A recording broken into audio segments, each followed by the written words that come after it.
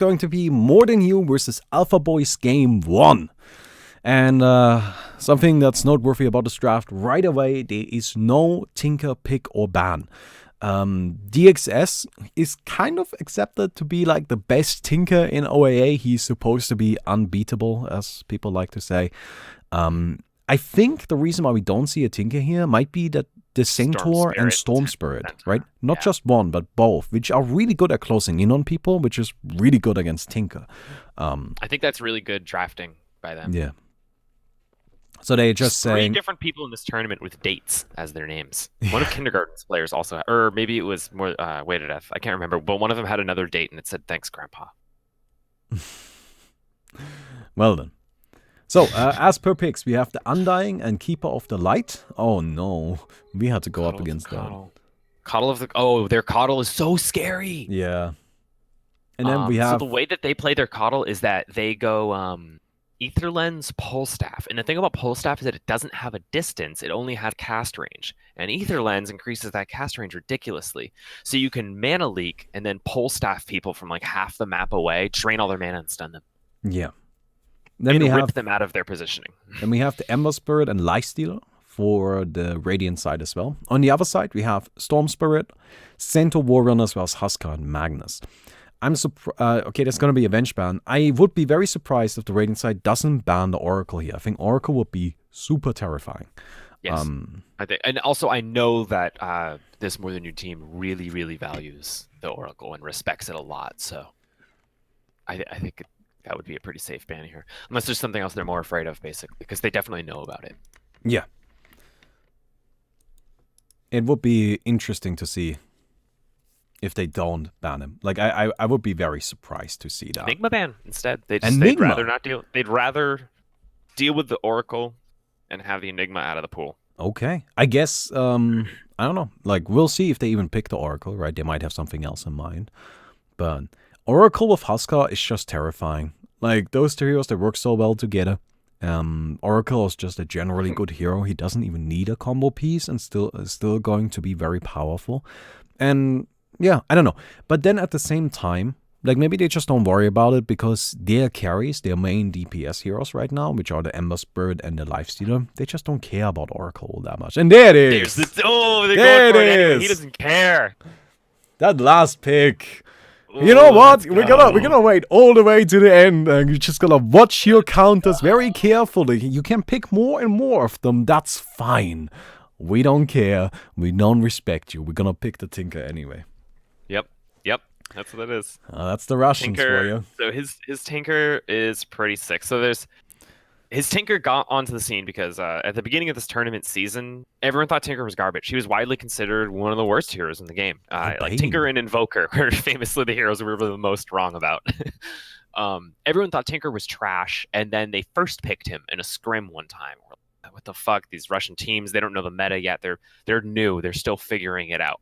Then he dominated in AI. He bought a Farsight, which was still refreshable at the time. He was just spamming Farsight all around the map. He had vision of the entire map, the entire game, and didn't let the enemy team take a single boss. It was art. It was fucking beautiful. So he hasn't revealed all of the other items that should also not be rearmable yet because he didn't want them to be nerfed the same. So he listed off a few of them yesterday to me.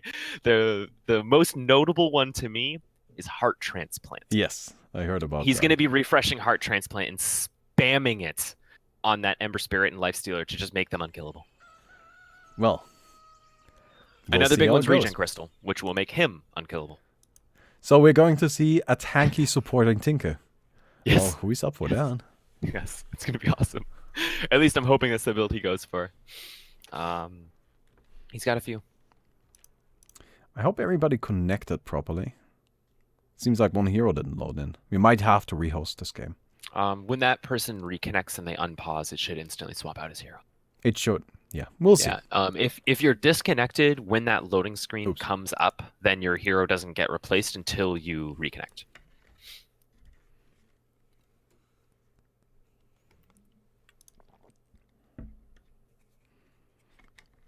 Give me just 1 second.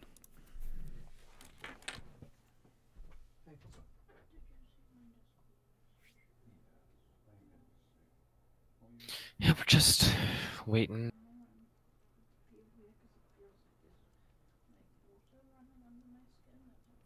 What the fuck is this? Can someone explain? we tournament day. We're up to almost 1,200 viewers, which is awesome. I am Bommy's chair. Today we are streaming Open Angel Arena.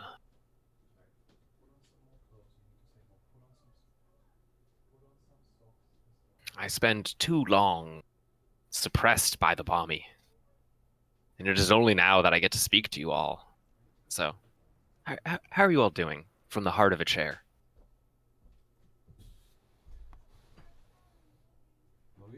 Goodbye. Oh no. Oh god, he's coming back. Hello.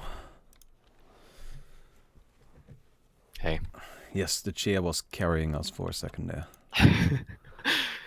I become your chair when you're gone. Oh no. Oh no, did we have that again?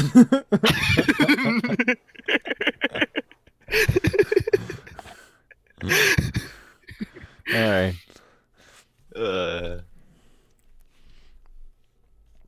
So, let me get this. Yeah, he reconnected and loaded and fine. Hero got replaced, so now we're just waiting. Yep. The unpause. There is a bug that we need to fix. Hey, Carlos, if you're bored while you're watching, you want to fix chat for spectators? It's only broken in Captain's mode because Captain's mode spectators never see the hero select step. And in Captain's mode, that's when the chat gets fixed. Only in Captain's mode. All the other modes work fine. Hashtag free chair.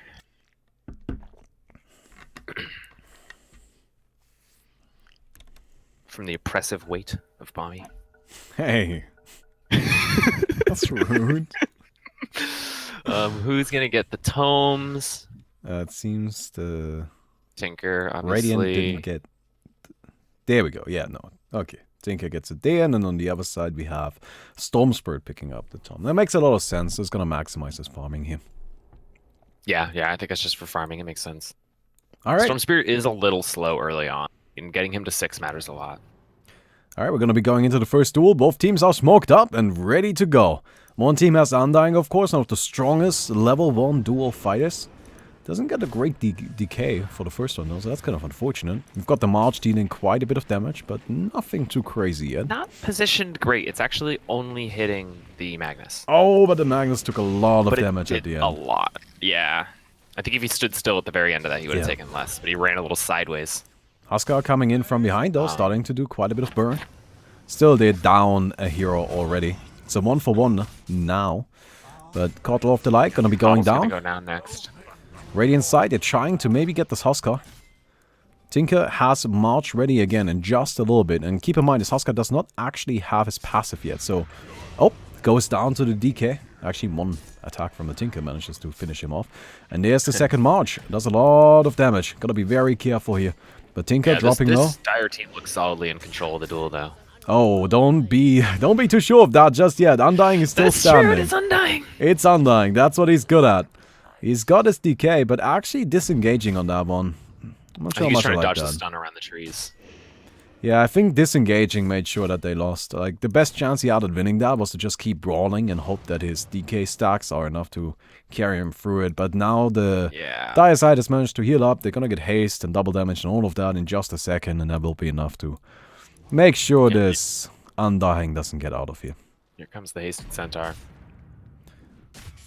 Whack. Alright. Quick kill, no problem. Both teams have some cores that require a good amount of farm before they come online. Oh, look at this. This is beautiful. Oh, the Cottle tried to snipe it. He got quite a bit of it. So this is quite a bit more split up than last time. You can see there's lots of smaller fights around the map, right? We've got the Bane and the Undying fighting over here. The Cottle is trying to deny Storm Spirit farm. Yeah, that's what they do with him. Like, that's what they did with him last time, too. High ground boss farming is really good. A lot of these top teams actually really utilize high ground areas by the boss next to these creep camps, so that way you can move around these medium and easy camps on the edges really easily and safely. So can you tell us anything about this Endless Spirit? Because I'm very curious. There's always two builds for Endless Spirit, right? You can either go for the physical side or for the magic side. I think physical is more popular. in the meta, but both I've seen both. All right. Well, we'll just have to wait and see which one it's gonna be then. I personally hope it's magic. A lot of times you'll transition into physical. You'll go magic early on for lots of early fighting, and then a lot of times they transition into a more physical oriented one because eventually you can just blow up the team with your W. Sidestep. I love that. That's just rude. Pushes him up the cliff, so he needs to waste some time. Seems like he might die for it. Feed him a kill for it though. One more DK is gonna do it. Actually, so far he's still looking fine and gets denied by the neutrals. Ooh, he gets the deny. Well done. Well played. It's good awareness to know that that medium camp was large enough to basically one-shot him if he walked into it. Storm Spirit already level 6. So this guy is just farming up like crazy. And he's got his ultimate now, gonna sap up, kill the Ember Spirit. Chasing down the Cottle of the Light as well. And I think he's just gonna do this now. Like this is that's his plan. He's gonna be 6 and he's gonna kill the enemies and not let them do anything now. Where is the Tinker? Tinker's just farming camps. He's doing fine. Yeah, Tinker's sitting in a base. He's just playing it very, very, very safe. He's about to hit level 6. And of course, once the Tinker hits level 6, like that's when his farming really starts. Like once you can rearm the March, then Tinker can actually do a lot. Before that... Yeah, he's going to start taking huge stacks at that point. Yeah. Because he can also set up his March to hit. If you look right above where he's farming right now, that medium, easy, and hard camp that are all next to each other, there's great positions where you can get all three so that the creeps re-aggro back into it constantly. And they're fully stacked. Those are some big, big camps. Alright, so he'll be able to get a lot of money from that. Just needs level 6, and he's so close. So close. Yeah, he'll ding it with this camp. There you go. There he goes. Alright, and now he's going to go instantly farm this medium and easy camp and get a lot of gold. Gonna rearm that really quick, but you see this Bane? Look at how aggressive they are. They're just trying to shut out this Tinker. What's really important to keep in mind about Tinker is that he doesn't do that much early. Like, he's really not that dangerous in the very early parts of the game. He only becomes dangerous after he has some money. So, and levels, right? So, right now, I like that they're being very aggressive. I like that they're just saying, you know what? Like, you have Tinker, yeah, but if you don't ever come online, then the hero's just not powerful. Yeah, this Radiant team has somewhat of a lineup. And I think that the Dire team's trying to capitalize on that and just call out their greed. Something that's also quite interesting is that the Radiant is actually killing the first boss without Tinker. Tinker is just continuing his farm. Right? Yeah. This is their hero. This is their all-in strategy here, right? They're saying this Tinker will be our main guy. He picks up his mana boots. Yep. See mass mana boots on both teams. I suspect we'll see at least one hero on the Dire team disassemble. It'll probably be either the Storm Spirit or the Huskar. And get a boot that does not decrease their creep gold, since both of those heroes are going to want to farm a lot of creep camps this game. I'm actually surprised to see the Tinker with mana boots. I guess it's just for the early game, but I hope he disassembles them and doesn't continue upgrading them. Just because he really has the ability to take camps. And if you can take camps, that's always better than using mana boots. Because it's just a lot more experience. And that's something that you need. Alright, we got a bit of a fight up here. Undying taking... Oh, the big Cottle Blast! Look at that! That was a great Cottle Blast. That was fantastic. Undying is now able to actually brawl it out. The twins somehow aggroed during that fight. And that's what killed the Ember Spirit there. I imagine it was the Cottle Blast. The ranged twin. No, look, he's killed by neutral creep. And he got but I imagine the Cottle Blast aggroed them. Oh yeah, the Cottle Blast is what aggroed it. Yes, absolutely. And then the ranged twin. The ranged twin famously loves to just snipe people far and mess up your day. Stinker's level 9. He's already starting to do annoying rocket spam stuff at the enemy team. Yeah. Of course, his Aghanims got nerfed recently. That nerf also applies to Open Angel Arena. Right, something that we always value is having parity with Dota. So that when you go into a match of Open Angel Arena, if something changed in Dota, same thing will have changed in here. So you always know exactly what's going to be going on in the game mode. We've got Undying. He's got a lifesteal inside of him. Nice little present right there. Ember Spirit. Oh, he's going to be called by the Huskar. And that's going to be a dead Ember Spirit. There's no way he survives that. Lifesteal going to be Fiend Script up. Bane takes a lot of damage, but he's still fine for the time being. Lifesteal now tries to fight it out, but it's just not going to be enough. And now it's just the Undying and the Cottle left. Undying goes to kind of hide away a little bit, but it's not going to be enough. Cottle next in line. Now this is still fairly close, right? It's important to keep this super close. I mean, look at the graphs. Like the XP graph is in Dire's favor, but like the gold graph is just leaping all over the place. Yeah, it's just there's no clear leader here. The most recent fight went in the favor of the Dire. And I think actually the Dire is probably gonna win fights for a little while longer, just because the team is stronger this early on. But once the Radiant comes online, and it's looking like they'll get an opportunity to do that, that will probably change. Stormspirit comes sapping in. He's gonna go ahead and just do quite a bit of damage here. Chase down the Undying as well. Huskar still standing strong. He wants to kill... Oh, the Cottle Blast yet again. Another Cottle Blast. He's just getting those from the back. It's great. He's already got his Aghanim, so it's pretty easy for him to line those up safely and then run away. We also see that he already has the Force Staff. I suspect that'll get turned into a Pulse Staff right away. And he has the Aether Lens. He's going for exactly that same build that we saw before. So, Cottle has a lot of things that make this build very powerful, right? And the build being that you mana leak people and then you just push them around with the Pulse Staff, with his Blinding Light and all of that. And then the mana leak stuns for a very long duration. And also, they don't have mana anymore. So the first thing, of course, is Cottle has naturally 350 cast range at level 15. So he has just the most cast range of any hero in the game. On top of that, at level 25, he gets a 2-second additional mana leak stun. So the mana leak suddenly becomes a 5-second stun that he can just spam constantly, that also burns mana, and he can just pull people in from half the map away. And there you see the power of the Pulse Staff, getting Tinker out of that situation. Now we've got the Ember Spirit as well. Yeah. A lot of its reputation is for its offensive use, but pulling allies out of tricky situations is really strong. Wow, they just barely missed the Bane. He blinks out at the perfect time. They did a stomp skewer on him. Yeah, Bane is still standing over here. He's going to be going down to the Lifestealer in just a second, it seems. Oh, actually, no. Cottle last hits him. Storm Spirit running a little low on mana, so he won't be able to really continue with this. Picking up an early Bloodstone. The Bloodstone is always a very interesting choice, because gotta keep in mind, you die a lot in this mode, right? It's not like in Dota where, you know, you maybe get 50 kills at the end of the game from both teams combined. In here, you get a lot more. Bloodstone's risky. Yeah, it's a risky item. pick. Definitely is very, very risky, especially if he starts upgrading it. Well, we've got Lifestealer going down. The fight is still continuing. Ember Spirit only level 6. He just doesn't have the survivability he needs. The Storm Spirit stayed in those March of the Machines for way too long and went from like 3/4 HP to nearly dead. Despite the fact that Huskar and Storm Spirit are immensely powerful, now you can see the Tinker starting to come online, and he just laid down the march. Oh, that's going to be very strong. No. He's probably just going to jump out and kill someone with it. It's kind of a free kill with a map this small. Probably the Tinker, I assume. We've got the missiles flying. Oh, Magnus finds Tinker. Tinker blinks away. They have vision. Spirit, so now he just has to sit there. Oh, over there we got a big stun. Lifestealer standing in the middle of all of this. He just doesn't do that much damage yet, and he will be going down. Oh, the nice laser bounces on 4. But it's just not enough. The Radiant side is trying to fight this, but they just don't have the potential. Storm is out of mana, and that's the big one. Okay, now he's regenerating enough. He does have 19 charges on this Bloodstone already, which is great. I mean, we said Bloodstone's risky, but it also is insanely good. It's a play from ahead item. Yeah, if you can make it from ahead with it, if you can get 30, 40 charges on that thing, you are going to have a hell of a game. You can also see that the Storm picked up a Kaya.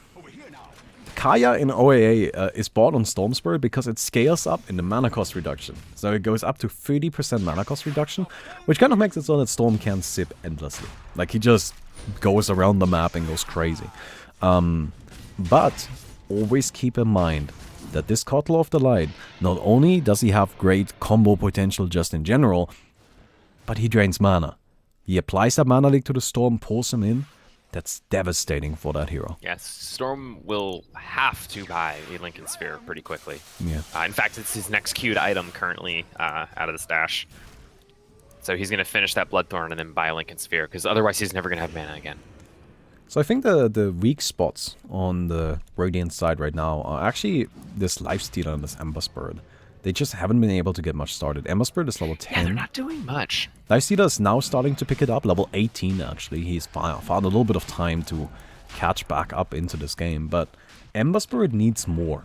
And that might actually be like one of the big weaknesses with their team in general, right? They just do not have that... They just don't have like enough farm on the map to be able to get all of these heroes as powerful as they need to be. Now that's where the cave might come in, right? Like, that's something they might want to consider. Send the Lifestealer into the cave. He does have a Battle Fury, so he might be able to get some value there. Bane is standing here fighting. He's dropping fairly low. Ember Spirit on the retreat. We've got a duel, though. I love well-timed duels. Yeah. Happens a lot. Well, Tinker's standing up in the corner. He's going to try and march him down, but Storm finds him. Storm knows exactly where he is. Yeah, BKB is activated though. Tinker gonna be going down. There's not much he can do about this. Nonetheless, they at least get the Centaur War Runner. Ember Spirit also picked off. In the other duel, this one is still going on. Bane out of mana. Well, this is exactly what the Kotl does. Right, probably gonna go for the Magnus. Not quite yet. No? Ah, there you go. Finds the Bane. And at this point, of course, once you have them out of mana, W is just a stun. And a really good one at that.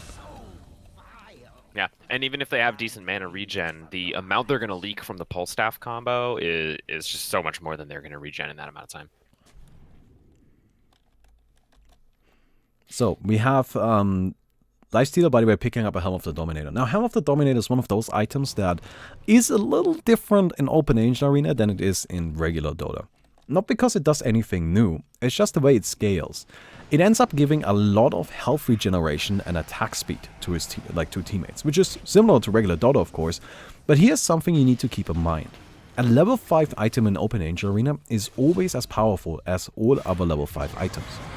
Which means that a level 5 magic wand is equivalent to a level 5, Hard, Scotty, Art, yeah. Sheepstick, whatever you want, right? So if you upgrade the items all the way up there, they usually have their strengths like greatly enhanced. And Helm of the Dominator is actually the best item for AoE health regeneration and attack speed. Like, it just does the best if it comes to this one particular thing. Which is why you attack speed item in the entire game, and the aura is gross. Yeah, it's the best attack speed item in the entire game, and it also gives great stats, which is why you see the Lifestealer pick this up. And that's always something to keep in mind. So this is not some like cheesy gimmick item. It's actually just got great stats on it that makes it very powerful. We've got the Centaur War Runner getting caught out. We do usually see it on a support, since the aura attack speed is just so good that the carries don't really need to carry it. They can just be an aura range, and that's all the attack speed they need anyway. But when you buy it for yourself, you do get a little more attack speed as well, another 45 for you. And that's all we need. Yeah, and there's great stats. I mean, at max level, it's getting 70 to all attributes. It's an all-around good item. It's a very good item. But that's something that's fully intentional, and that's something you have to keep in mind. And a lot of these items are really meant to be, you can use them on all heroes. We've got Tinker going for the Shroud of Shadows. So I guess that's going to be the abuse this game. Not the hard transplant or the regeneration crystal. He's got he's just going for Shroud abuse this time. Yeah. It's got a fully decked out item set here. Now, Shroud of Shadows is an item that a lot of teams complain about. I'm not gonna lie with you, and it's probably something that we're gonna have to change going forward. We were in a way of rework it. Yeah, we definitely have to rework this item. Like, it's something that was discovered recently, and basically in the past 2 weeks, people have started being like, "Oh, this item is kind of dumb." But of course, in the past 2 weeks, we weren't going to make any balance changes to the tournament anymore, like, because of the tournament. So this is just still in the game. What Shroud of Shadows does is it makes it so that you go invisible, as well as gaining magic resistance, as well as going ethereal, meaning you can't be attacked. You, of course, also can't attack. Or attack. Yeah, but it's still an incredibly powerful item just because you can simply put somebody away. And Tinker can rearm it, so you can just kind of like spam it and always keep himself unattackable, undetectable, that kind of thing. Got Tinker just standing in the back. Yeah, just spamming. And this right here is the power of the Undying. You can see that none of these heroes are actually able to run away from these tombstones. That's what you pick Undying for. At this stage, he doesn't do that much damage. But damn, he's disruptive.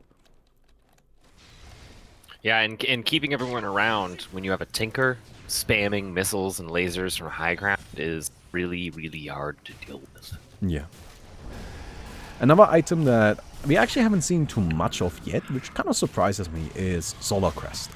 So there are 2 items in the game that are... It hasn't been popular. Yeah. There are 2 items in the game that are very, very good if it comes to killing bosses. Right, so if your team doesn't pick a team that works well at killing bosses, and we saw in the earlier game how important killing bosses is, then you can make up for that by getting particular items. And the 2 most... fantastic fight for the Dire. Oh, they yeah, just that was locked great. everyone between a wall and messed them up. That was great. They absolutely caught him out right there. But the 2 items that work really well for killing bosses are Solar Crest and, funnily enough, Meteor Hammer. Yep. No, we And haven't. Spirit Vessel. Oh, yeah, it's actually true. They have 3 items. Spirit Vessel is also Spirit great. Vessel, Meteor Hammer can kill bosses. Yeah. You can really turn any hero into a boss killer. Yeah, like you can pick. Well, actually, I was gonna say Witch Doctor, but Witch Doctor is one of the best. Incredible. Yeah, it's one of the best boss killers in the game because of Maledict. Yeah, you get those 2 items in Maledict, and you can kill any boss. He's so good at it. You just need someone to take the hits while all the damage is ticking, because he usually can't. Well, talking about bosses, it seems that the Dire side is gonna start grinding some out.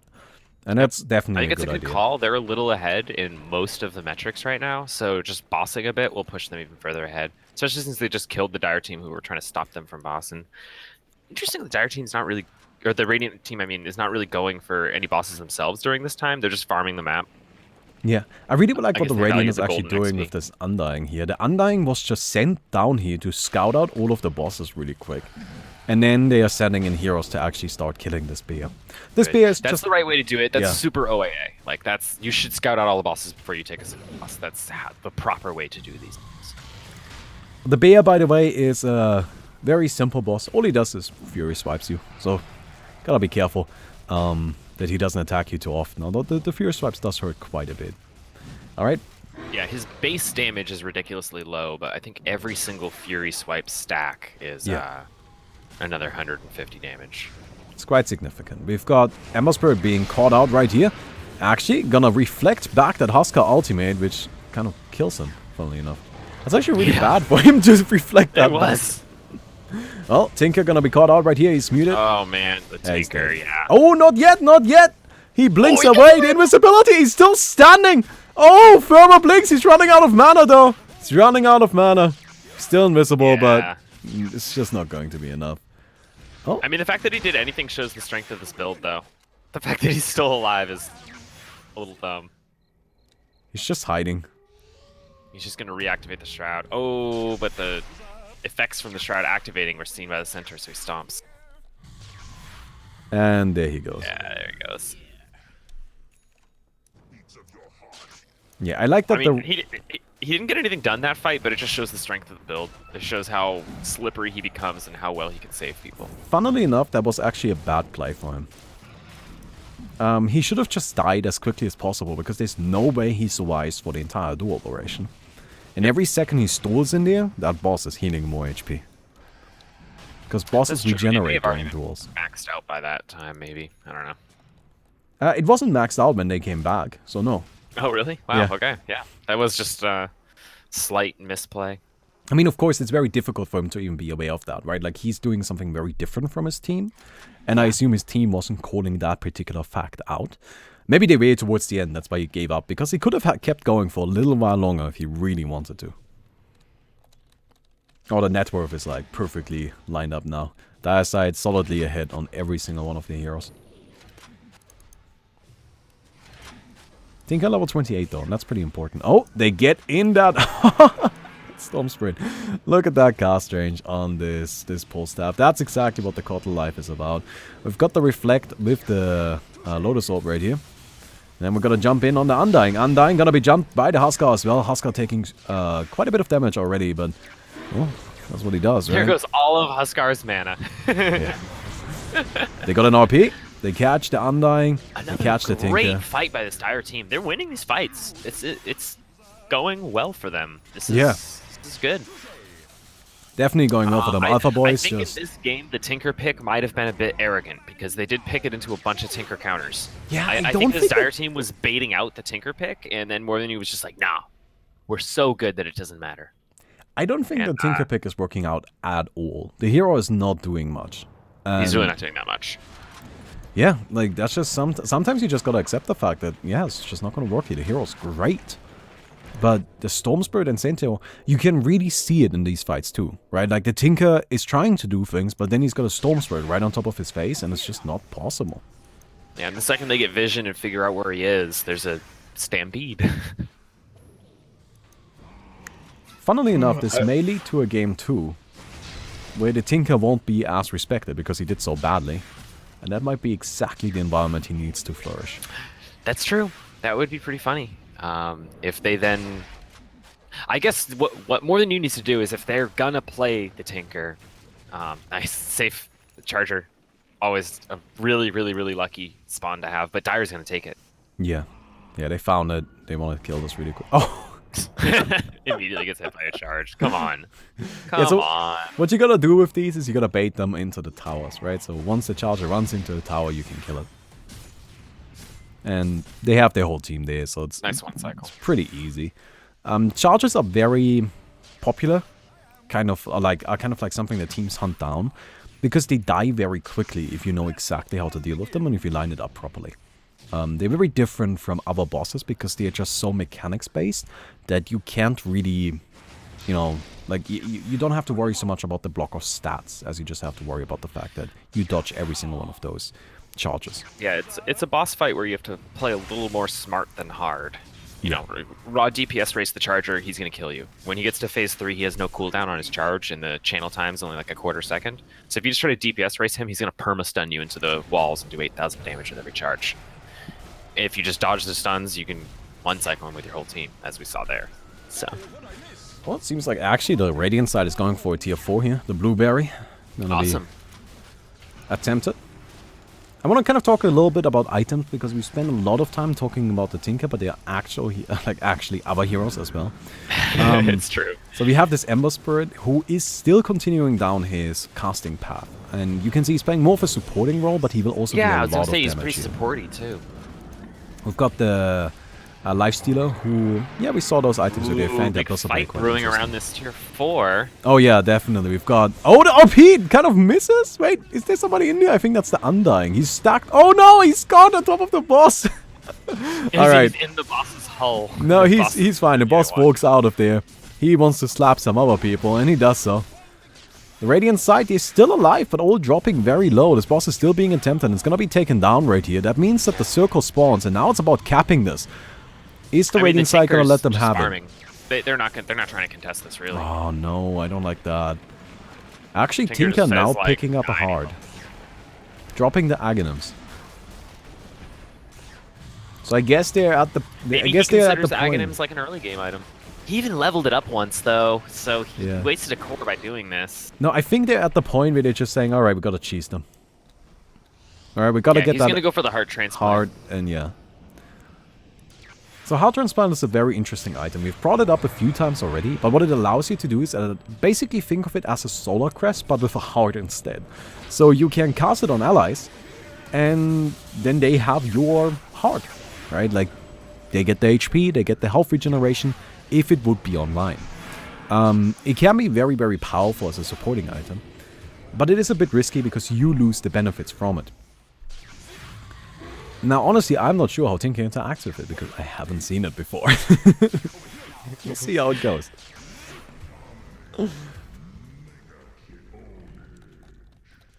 Alright. Duels, yet again, not really in their favor. Yeah, the net worth and XP were really even for most of the game, but the Dire has been playing great the last 10 minutes and really pushing their lead. So I just want to like mention really quick, what did DXS say the chances of these games? Like how would these games go? I believe this set, he said, was a 100 matchup. 100 and no, that sounds like a lot. That sounds like he's very, very confident that they would just completely... Very confident against this team. He believes they just know what to do and they're going to beat him. Very confident that this AlphaBoys lineup does not have does not have what it takes to beat them. So maybe we can give him the benefit of the doubt and say 100-0 for the sets, not for the games. Yeah. Right. A lot of their strategies are actually the best of threes, which is really cool. They really took the fact that these are going to be best of 3 games into account, and they have, drafting strats and stuff. I'm gonna go ahead and take it to you free. I'm pretty sure that the Dire team might have an uncapped boss right here. I think the Dire team's safe top boss is killed but not capped. Huh. Well, we don't have vision on it. Yeah, I might have missed when it got capped, but the Storm Spirit flew by it a second ago and it still wasn't capped at that point. I didn't see anyone go for it since then. Oh, Storm's just zapping like crazy. Yeah, that's the His hero. Bloodstone's up to 41. The Bloodstone's working out because he has 41 charges now and he's upgraded it a little bit. So He has 291 mana regeneration. yes, he does. He's got a lot of mana available to him here.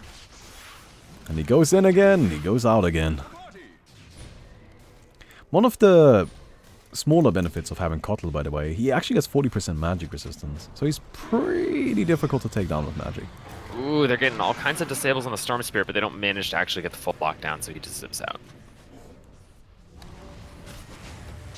Nope.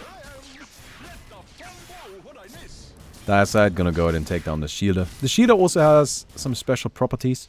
You need to attack him from behind. And the shield that he has in front of him kind of expands as he drops lower. Alright, the Ogre goes down. They pull in the Bane. They pull him really deep. But he managed to dispel the mana leak before he was pulled in. So he's actually still able to good play. maybe fight. Well, this was actually... I really like what they did here. Like, by this... like positioning the Bane. Oh, the big RP! Are they gonna be able to capitalize on this? They get the Undying, they pull him in with that Aghanim's effect from the Storm Spirit. Ember Spirit still standing here. The second RP coming out. We have Undying in the middle with all of this. Lifestealer still alive. Sitting inside of the Undying now. And in the end, not many people die. Actually, I think may have only been one. So that was actually kind of they killed the Undying and procced his reincarnation. Lucian's Undying, it's been really popular.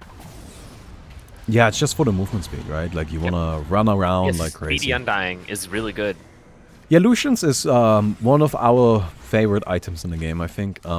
It's incredibly... I think just about all the devs love this item. Yeah, it for some reason just has a place in all of our hearts. Incredibly well designed, of course. Completely original. We came up with this on our own. Nobody has ever done this in any video game before. In an aura around yourself, you have either a movement speed aura, or you can toggle it and then you give a healing aura. So you can always choose between movement speed or healing. Completely original, of course. Please, thank you. Totally not in those mechanics or anything like them or any other game. So the cast range on this Transplant and Shroud are starting to get insane. Got level 4 Ether Lens and both of those items ready to go. So he's just gonna spam them. So we've got the heart transplant available on the Tinker now, and you can kind of see what it looks like. It's that little red line connecting them. It actually looks very funny if you're far away from whoever you're using it on, because it gets thinner and thinner and thinner. He was just perma-hexing that boss, so that way they don't even have to worry about the damage, and they can just DPS into it and let it die. This is an interesting game. The Dire's definitely substantially ahead, but I still think the Radiant has a ton of late game potential. One thing that I really like that the Dire's doing is bossing, or caving, I mean. They don't care that they're ahead, they're still going to cave anyway, because it's still just XP and gold for the entire team. Go ahead and take down this tier 4 up here. And they're starting to really be able to actually do this, which is very, very important. Oh, will they get it? Ooh, last second. That was very, very close. Look at these. All of these heart transplants. Yeah, keeping his team alive. They're all getting the buff. So Tinker's just sitting in the back being a support at this stage. He doesn't really do much damage, but he doesn't need to. But he gets called out and goes down instantly. Wow. The Husker and Storm Spirit. In the meantime, over here, we've got Lifestealer still standing, but he's the only one left. And he doesn't stand much of a chance. Wow. So, if anyone's been wondering how you beat the DXS Tinker, here it is.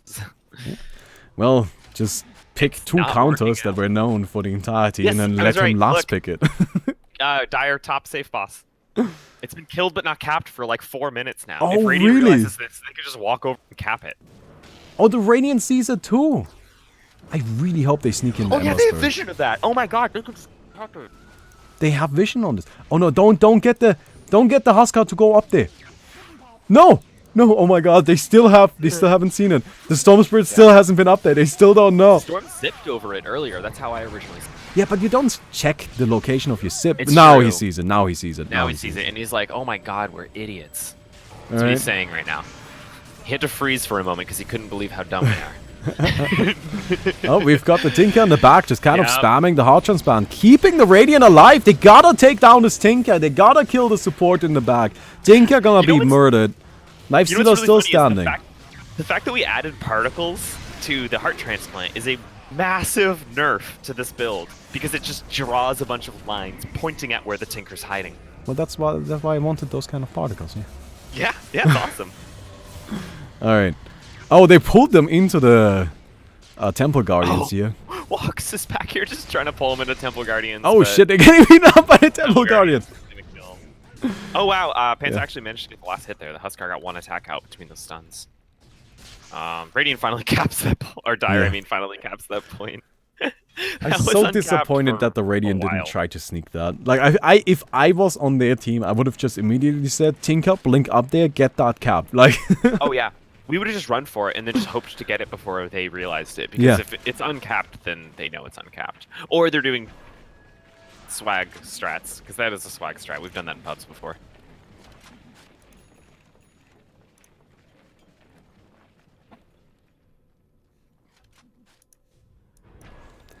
But there's still some both tier teams 4s. are just gonna reset, take a break, kill some bosses, farm up, get their upgrade some items. Yeah. Tinker's clearing out some camps, get a couple more levels. So at this stage, there are 3 tier 4s left, or 3 neutral tier 4s left. And killing these is very important, because this boss is actually much easier to take down than the Temple Guardians. The Temple Guardians are very powerful. They're very hard, and they're very disruptive. One of the biggest things with the Temple Guardians is, like, if you get interrupted doing a blueberry, one hero's gonna get right-clicked by the blueberry a little bit, and you can disengage with them pretty easily. Yeah. If you get interrupted during the middle of a Temple Guardian, your whole team's gonna start getting stunned constantly, because if you're not proactively dodging the Temple Guardian's moves, then you're gonna have a bad time. Oh, we got the Cottle Blast coming out over there. Oh, Storm Spirit, he sees this. He wants to go for this Tinker again. Finds him. Storm is actually out of mana. Yeah. They haven't been able to kill him, 51 charges, by the way. I'm seeing a 445. Oh, the big RP to get them all, except for Tinker. He's sitting in the back healing. Oh, and they're in the cap point. They're capping it. They're capping it? Keep this Radiant No. The Radiant got out. The Radiant got out. Yeah. It's really hard to do that against a Coddle because you can constantly blast your team out of it. And especially when Tinker's giving them all heart effects. Yeah. Tinker just sitting up here spamming his missiles. You know this is the classic DXS, is just standing on a high ground and just missile rearm, missile rearm, missile rearm, missile actually a really rearm. cool build. I like this build. Oh, but he's gonna, he's caught by the storm here. Finds him again. He's silenced him up. He managed to shroud himself, though. Oh, he gets the Hex! He gets the Hex! Keep him stunned! Keep him stunned! Storm is dropping, but this... Oh, there we go with the movement speed buff. He's caught on the cliff, but no, he's not. The Aghanims from the same tour. The pig can't just walk out of there. Undying gonna be slapped up over here. He's got both of his tombstones down. These are very difficult to kill. Magnus gonna skewer out of there, and seems they're just gonna disengage from this. They don't want to go up against the tombstones. In the meantime, Huskar caught. He's on his own. Storm comes in. He wants to maybe get something here. Huskar is still standing. Look at this guy. He's just not dying. Oh, he's gonna turn it around. He gets... He's beyond godlike, by the way. Yeah, he gets the Ember Spirit. Undying is still here. This Storm is working out. And this Bloodstone pick's working out so well. He's up to 54 charges on this thing. I mean, he's going to be full mana in less than 10 seconds. Yeah, has he died? He's died 3 times. I think that was all early game. I think it was all early game, yeah. I don't think he's died since he's picked up this Bloodstone. He's been playing really, really well. He's been playing very, very safe and cautious, making sure that he doesn't lose those charges. Because as you can see, once you get enough... It's something, man. Yeah, we've got... If we take a quick look at the items here, we've got a bunch of stuff. I kind of just want to explain... First we do the duel. Oh, we've got Saint of Warrunner coming in. He stomps up the Keeper of the Light. They both have Lotus Orbs on them, so they don't want to cast anything. But he finds the Tinker. RP coming out, keeping him in place. I don't know if it's going to be enough. They go for the Keeper. But Tinker is now starting to yeah, he's not going to start doing his thing here. In the meantime, at the bottom, I think this fight might be a bit more crazy. Storm comes in. Noticing is these bubble orbs being dropped. Yeah. Bubble orb is an item we're going to have to explain in a second, I think. But we've got the Ember Spirit going to be silenced up. He's going down, it seems. Storm comes in. Yep, they get that kill. Undying still standing, but it's not going to be enough. Wow. Meantime, up here, this duel is still going on. These 2 tanks going up against the 2 supports. It's just the inability to kill versus the inability to kill, I guess. I don't know. Like, one of them is just really tanky. The other one is just really difficult to catch. And yeah, this Centaur War Runner is just standing here. Yeah, Lotus what are Orb. they really gonna do? Centaur? Oh, he mana leaked himself on accident. That's funny.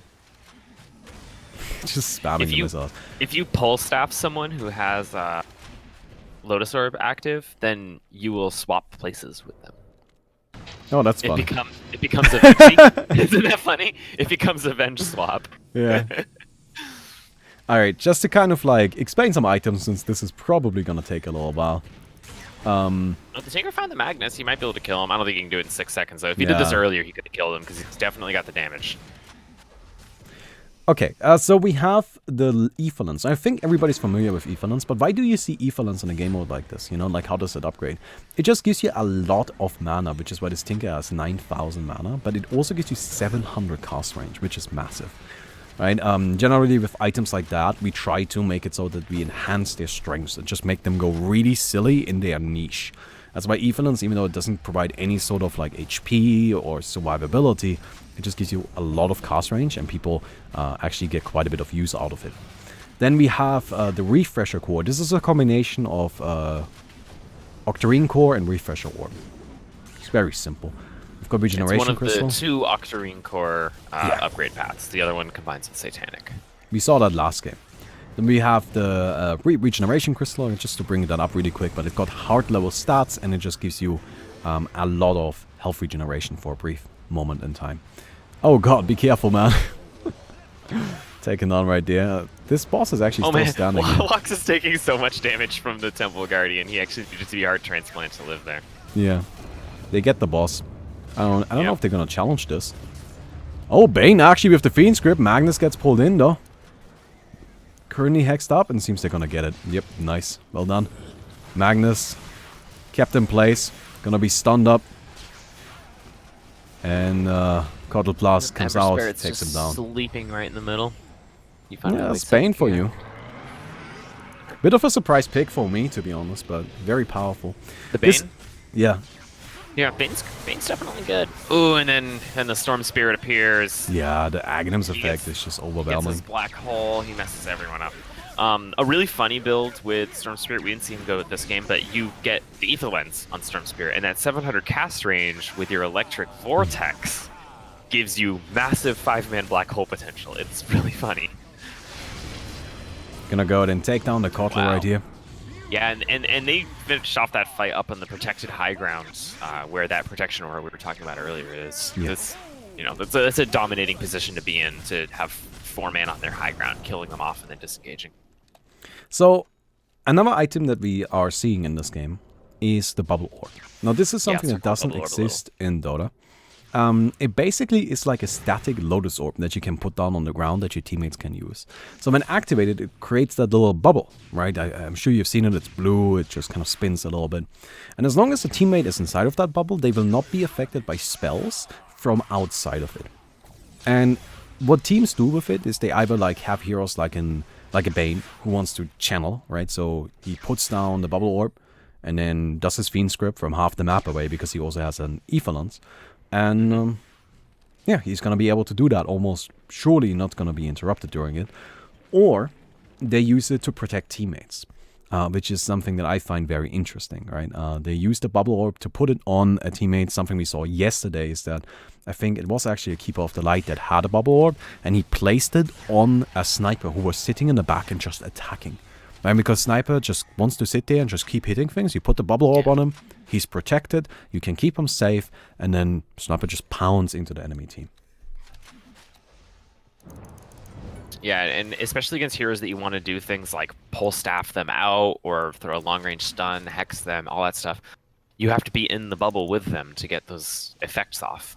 You can hit them, you can deal damage, but if you're trying to apply any kind of status effect to an opponent, you have to be in the bubble with them or somehow convince them to leave the bubble. Wallix has 700 mana regeneration. Jesus. 700 mana regen. That's just absurd. Yeah, because his intelligence keeps going up too, amplifying Bloodstone. Yeah. No, I mean, they just haven't managed to kill him. Like, if they ever kill him, he's gonna lose like 20 Bloodstone charges. But yeah. One thing that's notable about the Bloodstone and the amount of mana regen that he has, when you upgrade the Bloodstone, it does not change the mana regen rate per charge. That's Yeah. just fixed. It's just the stats that it gives you that increases, which actually makes it a little bit of a weak item to upgrade early, which makes sense that it's the last item that he's maxing out. He has all of his other items in his inventory are already maxed out except for that one. And he's just sipping like crazy. Yeah, he just has so much mana. Which is also making him snowball even harder. You know, he's getting a lot of levels because he's getting a lot of camps. I think this Radiant team really needs to get all their heroes to level max. They're all so close, and just getting those extra levels on all their ultimates would make a really big difference. The Tinker rearm, it gets really expensive, so we don't always see it get skilled. In fact, he has left his rearm at level 3. He's not even going for the 4 or 5, even though it 1/3 the channel time. Yeah, 0.25 seconds on it is crazy. Undying is gonna be kept alive by the Tinker here. At least for the time being. He puts down a bubble orb as well. This is where I would like to see him like use dilutions to heal. Teams currently don't really do that. Also, this maxed out Necronomicon's doing work. Oh yeah, Necrobook is actually kind of scary. Okay, we've got the Hex over there. Tinker is currently just kind of keeping the Bane busy. I really hope it's not lagging in the game. Are you getting some minor lags here? I got a hiccup right there. Yeah. It hasn't lagged again, though. It just hiccuped pretty bad right when they disengaged with the Lifestealer, basically. Oh, look at this Tinker. He's just hiding up here, keeping his team alive. In the When meantime, when hexing up the Bane to stop him from doing things. Not even really killing the Bane. Oh no, but he lets his teammate go down. He gets distracted man. Oh, no. by this Bane. It's not worth it. It's not worth it. No, his team is dead now. Oh, his allies pinging him too. You see that? Yeah. His Oh, team no, that wasn't was gonna enemies die right pinging. there, but now he can't do it. Well, he's probably just gonna hide out up here until the duel is over. In the meantime, the other one, yeah, that one wasn't pretty. We've got a Divine Rapier on the Storm Spirit. Wait, who bought that? Was it the Ember? The Storm could have bought it. He still hasn't maxed out his Bloodstone. I guess. I mean, I guess the Radiant probably doesn't have enough cores to buy it, right? Yeah. It's very expensive. So just to kind of like, Divine Rapier exists in the game. It's not upgradable. It's just a single item. It gives you 2,000 attack damage, which is a lot even for this game mode. But it's very expensive. Very, very expensive. So And it does cost cores. it costs 3 cores, three right? level 4 cores to buy a Divine Rapier. Which So is a lot. yeah, it's not something you'll just casually buy.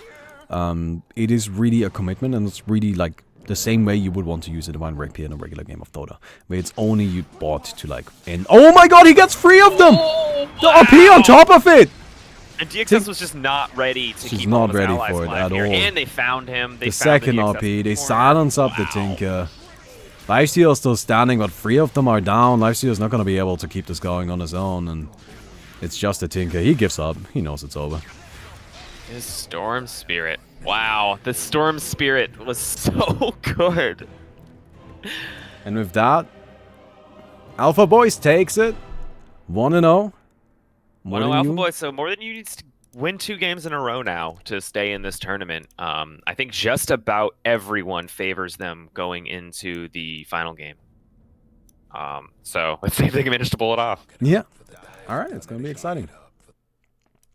I expect a Storm ban.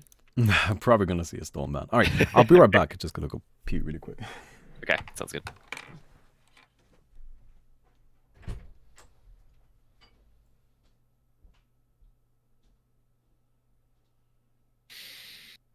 Oh, that was a great game. We really don't see the Tinker lose very much. I am the chair. The chair was pretty disappointed with that Tinker pick. I think the Tinker play was fine, but the chair is deeply disappointed with the Tinker pick. Picking it into that team just wasn't a good idea. Yeah, the chair is just not happy with that. The chair expects there'll definitely be a Storm Spirit ban next game. I think a lot of the other bans are probably going to remain mostly the same. But there's no way that they're going to let this team pick that Storm Spirit again. The Storm Spirit was so effective. He did so much work.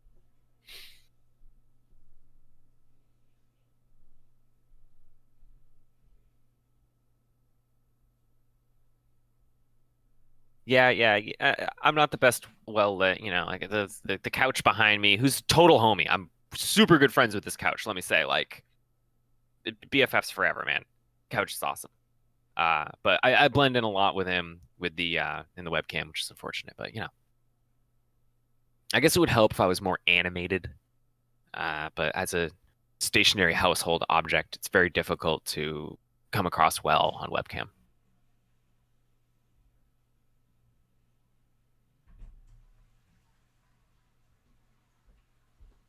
So, you guys excited for the next game?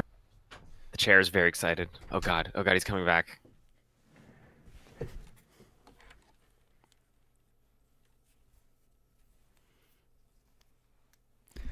Are you being a chair again? Baby. Are you being a chair again? I talked about how me and the couch are total homies. Oh, He's a good guy. couch. Yeah, the couch is nice. Couch is He's totally chill. Super chill. chill guy. Chill as fuck. all right. Do we know what happened to the other game? We are one game in to the first set today. There's so much more good OAA coming. Yeah. So AlphaBoys asked for a 15-minute break. Okay. While we're waiting, we can watch Kindergarten and stuff. Yeah, let's go ahead and watch that. Looks like Kindergarten's winning its way to death. Yeah. So we're just gonna like jump in right there really quick, but as soon as the AlphaBoys versus More Than You. I always forget their name. It's just a weird name, Like it's just kind of an odd name. It is. I always have to think in my head, we know more than you, to remember their name. Because that's what I, for some reason, decided is the full name of theirs. Oh my God, this game has a coddle in it, and he instantly drained all of Death Prophet's mana instantly at the start of the duel. Okay, wait, I gotta join the game really quick. Pretty good. So it's currently 34-68. The Dire team is substantially ahead, which is the Kindergarten is on the way to a quick 2-0 right now. That's what's happening. We see Way to Death try to Midas strat. I see 2 Midases on their team trying to get some levels. I think it's a great idea, but it's just obviously not working out. Yeah, this game seems to be a little bit closer than the previous one, but definitely closer. But like, this is also the phase of the game where Kindergarten shines the most, Again, they're not aiming to close these games out early. They're aiming to just get ahead and take bosses and then just win in the late game by just being better and winning the game. And they got LeShock again. Man, like that's gonna be a hero whichever team wins the other round needs to really respect this LeShock. Yeah, I also love the Medusa pick. That's pretty cool. We haven't really seen... I don't think we've seen any Medusa in tournament that's won. Medusa's very popular, I think, because she's so good in pub games.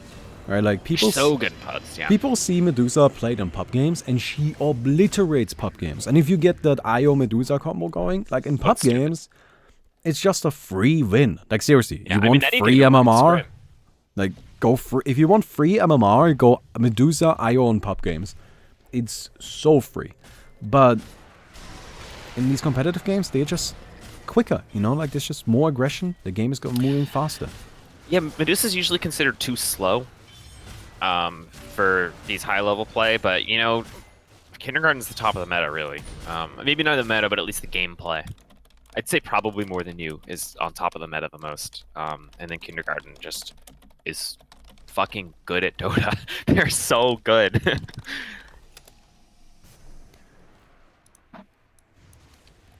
And when you have a Medusa, if you do get ahead and you get into the late game, you're going to have a really, really good time. I'm also really happy that he's going for the Walking Ice Blast build, where you get Kafefe and an Aya Scotty, and you max out both. Yeah. You got to build 2 Scotties, so the build-up is weird looking if you're not familiar with the build, but it's so good. It is so strong. Oh, no. I was a little confused for a second, but never mind. Yo, upgraded Mask of Madness looks sick. It's actually something I didn't expect to see, but yeah. I guess teams like the Mask of Madness. Teams actually really like the Mask of Madness. I am of the opinion the Helm of the Dominator is better. Probably. It's just, like, kind of does a lot of the same things, but it's better. One of the biggest things that was pointed out is that Mask of Madness also gives you a ton of speed. While it's active, you're getting 27. If he levels it up one more time, 32% bonus movement speed. He doesn't actually have boots, so full staff. I guess the Mask of Madness is the boots replacement. Oh yeah, that makes sense. If you're swapping out your boots, that's a pretty good item to swap it out for. Probably better than the Helm of Dawn, just because you do need that movement speed, especially as Medusa slugging about. We're gonna go ahead and see the dire side go for a Roshan attempt right here. It seems like the Radiant attempt. Well, I mean, strictly speaking, they're attempting it. I guess.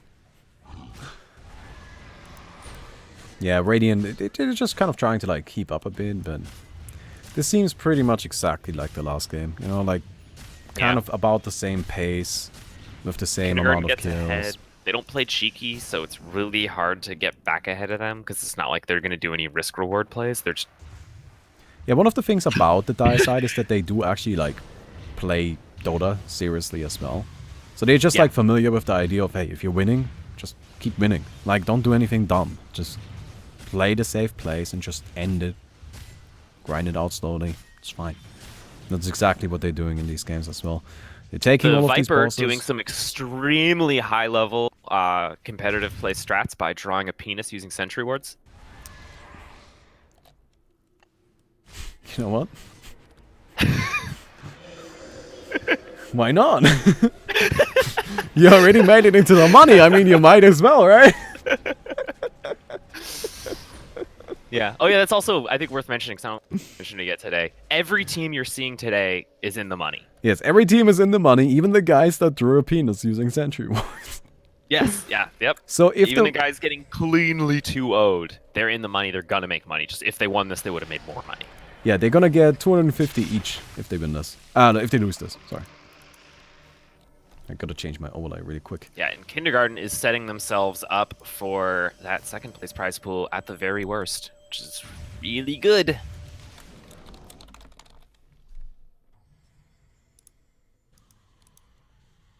I'm keeping an eye on the lobby, by the way.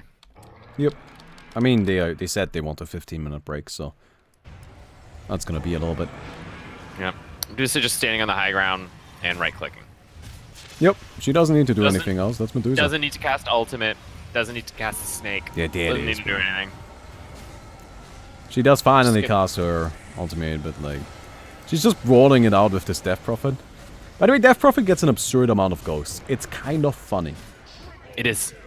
Max level 104, because we didn't scale the ghost damage, because for some reason it was, I don't know, this is funny.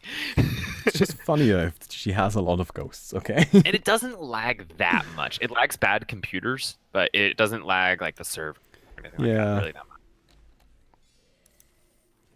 Something we're probably gonna, like, we should do going forward is like, you know, when we started making this game, we weren't taking it like super seriously. We just wanted to make a game.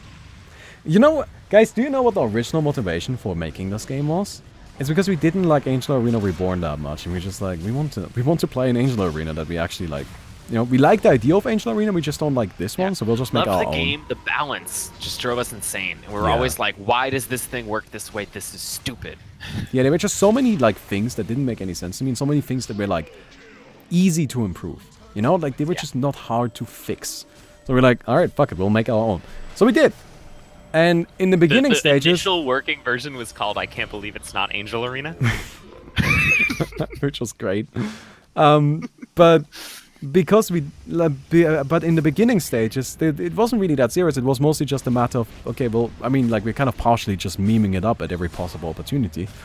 And that's why there are some things in the game that are kind of still relics of that time. We have removed a lot of it, and we have fixed up a lot of it, but, like, some stuff, I think, just kind of, like, we still need to adjust and change. Like, one example of this is, for example, the coffee fee, which has a great icon that I made in 10 minutes, and a fantastic name, both of which should probably change.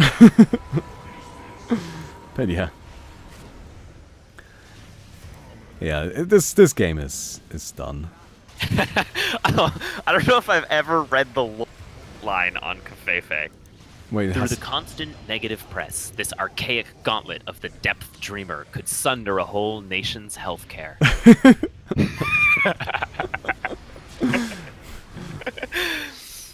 10 out of 10 game development. Yes. Alright, Vengeful Spirit is probably gonna be the last kill here. Yep, Vengeful Spirit goes down. The Medusa actually ends up dropping to 20 stacks of offside penalty. Yeah, they just kind of like found... Oh, Vengeful actually survived. Oh, wow. Yeah, I feel like they were just A-clicking, expecting to get the kill.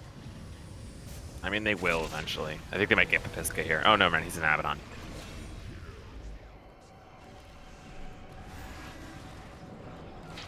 Yeah, Coffee also used to be called Trump's Fists. Yep, he was called Trump's Fist, which is why the icon is that. That's why it's a tiny hand coming out of a suit. Yes. With a beautiful purple heart in the background. The Centaur is so tanky. Yeah, he's just not dying. I can't believe they actually haven't gotten that final kill yet. I know. Oh, there's the Abaddon. Oh, yeah, man. People are tanky. Abaddon's so good at keeping people alive, too. Abaddon's a good pick into Medusa. Yeah, there we go. We got Abaddon it. really excels at spread damage, because the Aghanims makes it so that he can absorb a bunch of that spread damage into himself, and then the Martyr's Mail makes it so that all the damage he takes, he heals the people around him for. Yep. So when you activate both, it just makes your team unkillable. Alright, Abaddon running in with that ultimate active right away. Death Prophet. Yep. They might actually get somebody. Wow, they got the shock. Oh no, are they gonna win this? Lifestealer is still alive here. He's still... But only barely. Wow, that big heal. That big heal from the Coddle keeps him going. Medusa's still standing strong. She is doing a lot of spread damage. She got hexed up though. Saint Warrunner now dropping Lotus. The Shadow Fiend is just working on him. They get the Lifestealer. Oh god, they're gonna win this. Come on, Abaddon. Come on, Abaddon. Pop it, pop it, pop it. There we go. He pops it. He's gonna keep Abaddon activates his ultimate. Team's invulnerable. His team's invulnerable. Healing up his team right here. Shadow Fiend is still just pounding into them. Medusa gonna be going down. Centaur Warrunner, they swap in the Keeper of the Light. Gonna be stunned up right here. Kill the Centaur, but he also can't do anything. I think they can kill the Centaur. Up to high ground. I think as a group they can. Yeah, I think with all of the heroes still alive, which they do actually have. Alright, that was a really good fight for Waited Out. So this actually means... this actually means this game continues, right? This was a final duel, but the Radiant side won it. Which means that now the kill limit is extended to 110. Shadow Fiend goes down. This mechanic is intended to be a comeback mechanic, because if a team starts to come back, but the other team is so far ahead in kills, it used to just be impossible because they could slowly grind out those last couple kills and just reach the goal before you. But now if you manage to come back and start to get ahead, you can just keep beating their final duels and staying in the game. We've had that games... hype clip we played earlier went into triple overtime. Yeah, we've had like games in this tournament in triple overtime, and we have played games ourselves that we're like, I don't know, like the kill limit was at like 220 or something. Yeah, I don't know what the word is for 14 overtimes. Yeah. I don't know what the exact wording there is, but I think it's called miserable, and I abandoned that game because I don't have all day. I finished that game. It took 3 hours. That game just kept going, man. No idea why. No idea why. It was really even. It just always happened to be the case that not the team that triggered the final duel ended up winning the final duel. And it wasn't broken either, right? The game ended via final duel. It eventually ended, yeah. Yeah. Yeah, latest game, OAA. And when I say latest game, I mean like minimum hour and a half. I'm talking more like 2 hours, though. The creeps become significantly stronger than any hero could ever become, so it becomes Pokemon. Everyone buys Helma Dominator, and they battle with their creeps. Yeah. It's really funny. At 2 hours into the game, the creeps are stronger than you can ever become with a hero, because the creeps just scale based on time. Infinitely. We don't have any curve to slow them down later on. They just keep going. I'm pretty sure it's actually a little exponential, so they get It definitely is a little exponential. Like, definitely is. Not like I guarantee you it is a little bit exponential. So eventually the creeps just become completely absurd. Because like how often have we had those moments where like a number was mildly wrong, and then the ancients started spawning into the game like at, I don't know, 10 minutes with super crazy scaling, like super high numbers. And it's true. They have been modify that curve quite a few times. There have been periods of time in this game's development where the best strategy was to pick Lifestealer and dominate an Ancient Creep at level 11 and just use that as your hero. Actually, a strat that... Yeah, actually a strat that I think is still an option, that's something you can still do, is you can just kill the cave a lot. And specific heroes can just kill the cave endlessly. Alright, like Lich, for example. Lich is the best cave killer in the entire game, and he can just keep killing it forever. And if you then get the cave big enough, and you have enough of the cave going on, you eventually just pick Chen, or I guess you have Chen already. You take your Chen, and you go into the cave and you dominate the creeps. Because the cave also scales endlessly, but unlike the regular creeps on the map, you can actually force them to get bigger. Yeah. It's a function of clearing them as opposed to a function of time. Yeah. So. Oh, wow, that was quick. How did he die that quickly? Death Prophet built a Mariah's Dagger. Did she? That's interesting because you can't have Mariah's Dagger and Stone Skin active at the same time. Yeah, they're both transformations. I wonder if she knows that.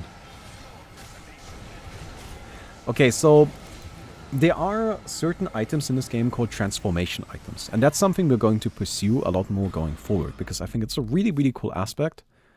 Is this the next game? Yeah. Oh, okay, so... Wait, I wanna watch this final duel real quick, because this game may be over. Okay, sounds good. I'll get it just so I can see... yeah, because they're gonna be like 2 minutes until they start anyway. Yeah, this is done. They're just running them over completely. They've won one overtime, which is pretty cool. Right, I think you can be pretty happy with that, but... The game is now I love over. seeing a game go into overtime. That's awesome, but And that means Kindergarten are our first grand finalists, and they're gonna be playing against the winner of whichever team wins this next game or they are set. guaranteed at least position number 2. They're currently in team select screen, so you have plenty of time to hop over and watch picking. Yep, coming in. So this is gonna be More Than You versus AlphaBoys. AlphaBoys. All right. Oh yeah, as I was about to say, we're gonna pursue transformations some more. And what basically transformation is, it's always like an item with a really big upside and a really significant downside. So, Stone Skin is one of those items. Right, they're always toggles. You turn it on and then it's active, and you turn it off again and it's off. So Stone Skin is one of those. You get massive armor, but you can't really move anymore. And Mariah's Dagger is another one. Mariah's Dagger, you activate, you gain 75% spell amp, which is of course huge. But you also take your spell damage yourself, which is really dangerous. Yeah, which is also huge. Yeah. Especially with all that amp. So you just kill yourself, like something that can happen. Now, what's important about transformations is you can never have 2 active at the same time. You can only have one of them. Yeah, otherwise, you could, Stone Skin to reduce the damage switch you're sides taking from your dagger. Yeah, they switch sides. Gotta change this around really quick. Oh, yep. Yep. Suspan makes sense. It's too good. I don't think we'll see him. Yeah, Sus is I think terrifying. anytime he's not banned, we'll always see him get first picked. He's really, really, really highly valued. He may even be overvalued, and I still think he's one of the strongest. Like, I'm pretty sure he is one of the strongest heroes in the game, and is overvalued. Yeah. That's how highly valued he is. All right, then. This game may be the deciding game for who gets to play in the finals. It's gonna be More Than You versus AlphaBoys. AlphaBoys currently a game ahead. The first game I wouldn't say was completely overwhelming, but I also wouldn't say it was close. AlphaBoys did pretty significantly beat More Than You. Big factor. They beat him in the drafting phase. Yeah. They baited out a greedy pick, and it worked. Yeah, that Tinker just didn't work. Even though Tinker is still incredibly powerful, and you could see his impact in that game. But he just got countered too much. He just wasn't able to ever get going. And then we also had that Storm Spirit just being absolutely overwhelming. After getting his Bloodstone, he didn't die a single time. And towards the end, he had like 800 mana regen. If you have a Storm Spirit with 800 mana regen, you're not going to win the game. So, we'll see. Maybe Storm Spirit gets banned out here. We've got Omni Knight being banned as well as Ancient Apparition. Ancient Apparition... It's just so good. I don't think we'll see that hero. Was he picked for the entire tournament, like at all? Probably not, right? Like I don't think it was a single time. I believe he's been banned first phase every single time, especially since like during the opening ceremony he went on a rant about how he's the strongest hero. Yeah, we did. We did kind of strongly voice our opinion there. They did take a Yeah, lot of time to I think consider he's it. the Clinks of this tournament, and the only difference is everyone is ready to ban him every time. Death Prophet ban makes sense. He's been really, really popular and really, really effective. I like him a lot. Yeah, Death Prophet does definitely do. She definitely does a lot. Like, she is very tanky, and she does a lot of damage. And what's really important about her damage is that it's actually percentage-based, so you can't really out-tank her. With a lot of heroes, like even possibly against Zeus, you can just try to build really tanky so you can take the hits. Doesn't work against Death Prophet. Her damage is percentage-based. And then, of course, the ultimate is just an amazing ability. It's super good, and it synergizes so well with Skin. And then if you manage to pick the Oracle with her, then instead of going Stone Skin, you get to go Mariah's Dagger. Oh, Because yeah. you're just vulnerable, and it's awesome. Storm Spirit ban. They have to ban Storm Spirit, right? They got wrecked by that Storm Spirit. Oh, they definitely did get wrecked by that Storm Spirit. I would be very surprised to not see that Storm Spirit get Wow, banned. the IO ban first pick Storm Spirit, maybe? I don't know. Well, I can't believe they let the Storm through. I would have banned Storm over Death Prophet, personally. yeah, I don't... Or the IO. I honestly think IO isn't that good. Like, I don't think that hero's that first ban. I think IO is overvalued. Like, IO is good, don't get me wrong, but he's just not... Like, they are better heroes. There's just better heroes, and I think Storm Spirit is one of them. But hey, we'll see, right? Now, something that is kind of important... Oh, Centaur again. So, Centaur, we saw that guy be really, really, really effective, right? So now one of those counters to the Tinker. I'm surprised they value Centaur more than Storm Spirit. Yeah, me too. I guess Centaur does work in like every lineup, and the Storm Spirit can be countered. That's true.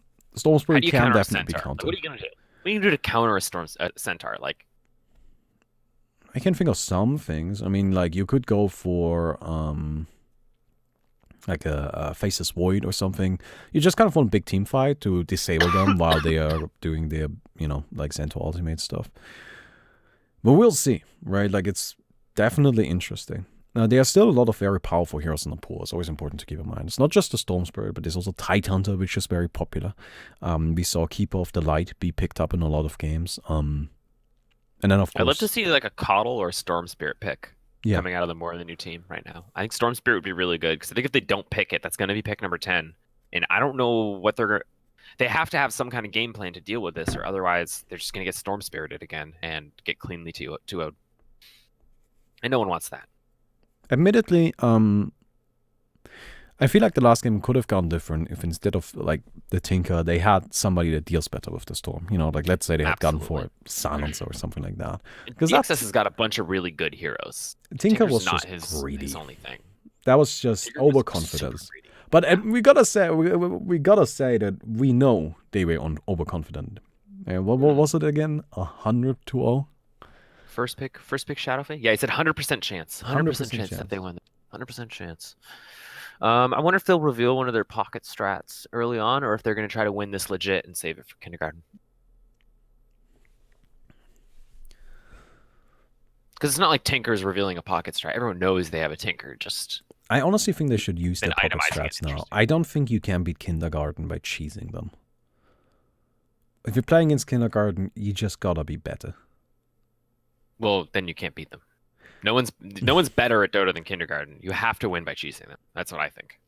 We'll see. We'll see how it goes down. I'm very interested. Whichever team like wins right here, I want to see them go up against Kindergarten. Early Oracle, great pick. Oracle is just super sick. Oracle is really, really highly valued. I know that this More Than You team also highly values the Oracle. They love the Oracle. I think it's super duper strong. Radiant could go Tinker. There's no Storm to counter them. There's no Centaur to counter them, but they go Husker. That's really interesting. Both Storm and Tinker made it past first the first picking phase here. I wonder if More Than You bans the Tinker counters and tries the Tinker again? They get first pick here. Yeah, they get 2 bans in the next pick, so they can set themselves up for something. I'm trying to think of the other Oracle combo pieces. The biggest one's Death Prophet. And obviously Huskar as well, but that's like just a Dota combo. Keep of the Light gonna be banned on right here. Coddle ban, interesting. So I think that he's obviously being banned out because they don't plan on picking him. So the question is, what do they plan on picking? And I think it's also because they have like a pick in mind for this first pick they have right here that they definitely want. in all likelihood. So getting rid of that Kotl. Viper being taken away. Viper is just strong. I like Viper a lot. I think Viper and Abaddon carried us through the first 2 rounds. Well, actually not through the first round. But Yeah, it kind of did. Yeah. First 2 rounds, I think just being significantly better at the game than our opponents carried us through. Especially first game. I mean, for those of you who didn't catch that game, the first game of our tournament run was against people who hadn't played the game before. Well, we beat them, so I'm happy about that. Did do that. There's the Storm Spirit ban. Yeah. I feel like they would have been insane to let the Storm Spirit go through any further than this. Well, either that or they grab him here, and I don't actually think it would have been a bad choice. But yeah, either ban him or pick him. Right, that's really the 2 options they got. Yeah. Maybe they want to try Tinker again. You just can't let Wallix pick it again. You can't do that. Yeah. 1,400 viewers.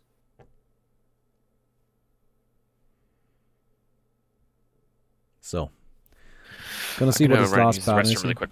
That's all right. So we're gonna see the last ban here really quick for the second banning stage.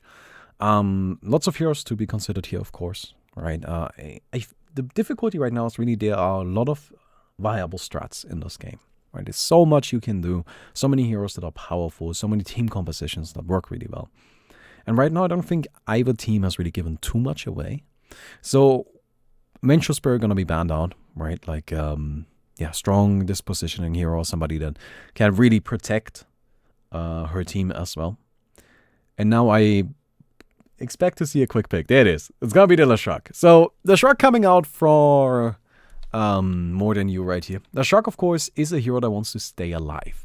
Because as long as the Leshrac is alive, he just does massive AoE damage, right? And I understand that saying the hero wants to stay alive is true for everybody. But with Leshrac, I think it's a little bit more so than, let's say, you know, like with an Earthshake or something like that. Leshrac just wants to be in the fight, be sturdy, does do a lot of AoE damage. So, we've got the Wraith King come out in response though. Now, Wraith King actually kind of does well against that. Because while Leshrac wants to stay alive, Wraith King makes sure that his team gets at least another 7 seconds. And he also doesn't go down very easily. Now, one of the disadvantages of Wraith King is he doesn't do super well in the very early stages of the farming. Right? Just after a little while, he really comes online. And, Leshrac. Yeah, that was a pretty quick pick as well. They just nice. Got the Leshrac. And that's going to be scary, but we also see the Wraith King here. I think that's the first time we see him, so that's exciting.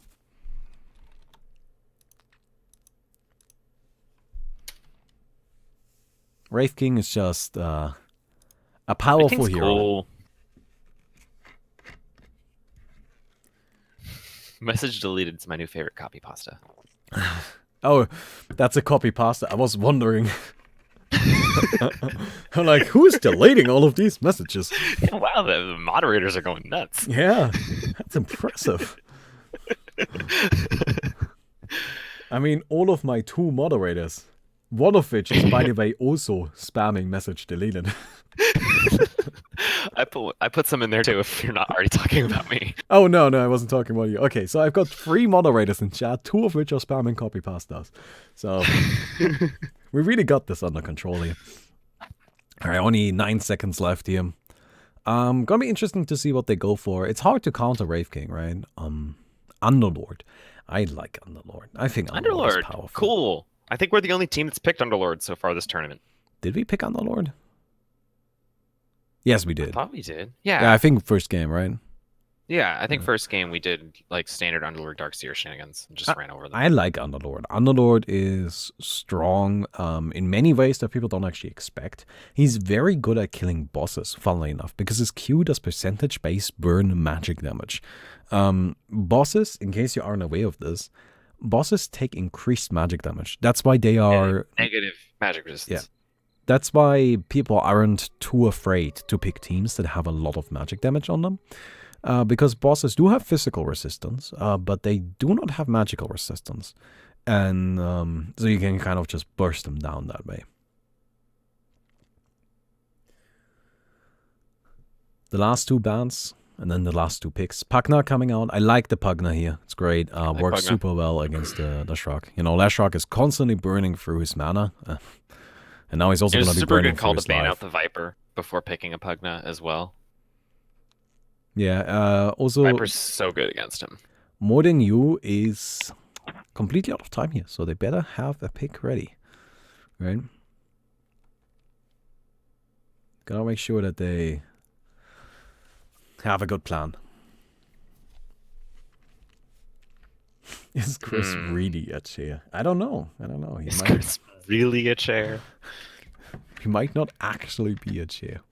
Yeah, it's not on the cam. You can't see it, but there's like a separate mic setup and stuff all under the desk, so that way I can talk. I mean, otherwise you wouldn't really hear me that well, you know? Yeah, that's true. That's why I'm not usually audible. All right, we have the Elder Titan being banned out here.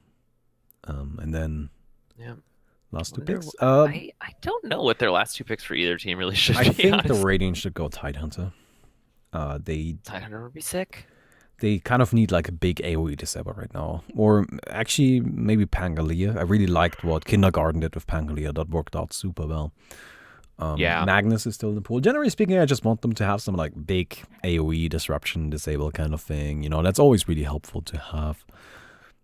If they aren't gonna go for that, maybe some sustain, but doesn't seem like it. They're gonna go for TA. All right. A very strong burst carry. Right, that's what she does. She just kills somebody quick. Including bosses. She's great against bosses. And She's a phenomenal boss. I love Winter Wyvern. Wyvern into TA, love it. And the Huskar, like they're gonna blow people up. I bet they're gonna pull up the Pugna. This is gonna be cool. I really look forward to this. So those are some of my favorite heroes here, like heroes that I think are very, very powerful.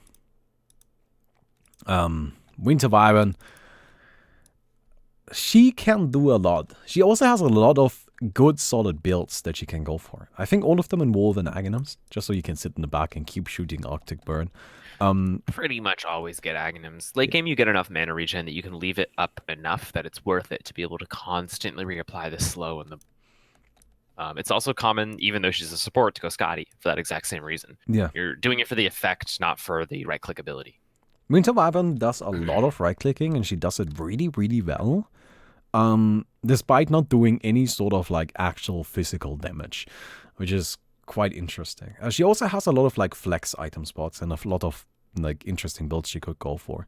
I wouldn't be too surprised to see like a refresher core here, so she can get those double ultimates. I mean, that's big and disruptive, and that's exactly the kind of thing they need here. Funnily enough, Wraith King might actually function as their like big AoE chaos thing, you know, with reincarnation casting the Wraith Fire Blast. Oh yeah. Just gotta get that Bloodstone really quick, you know, jump in. And refresher core. I like to look at what people queue during the pause. Alright. Who is you getting can queue the items toll? during pause, so you can insta-buy. There's really no reason a competitive team shouldn't be insta-buying, because you can queue items during pause. Alright, TA got herself to level 3. And then on the other side, we've got It's not the Underlord, best for the duel, but I think they just want the TA to have a little bit of a head start. Gave level 3 to the Leshrac. I actually think Shadow Fiend would have been better.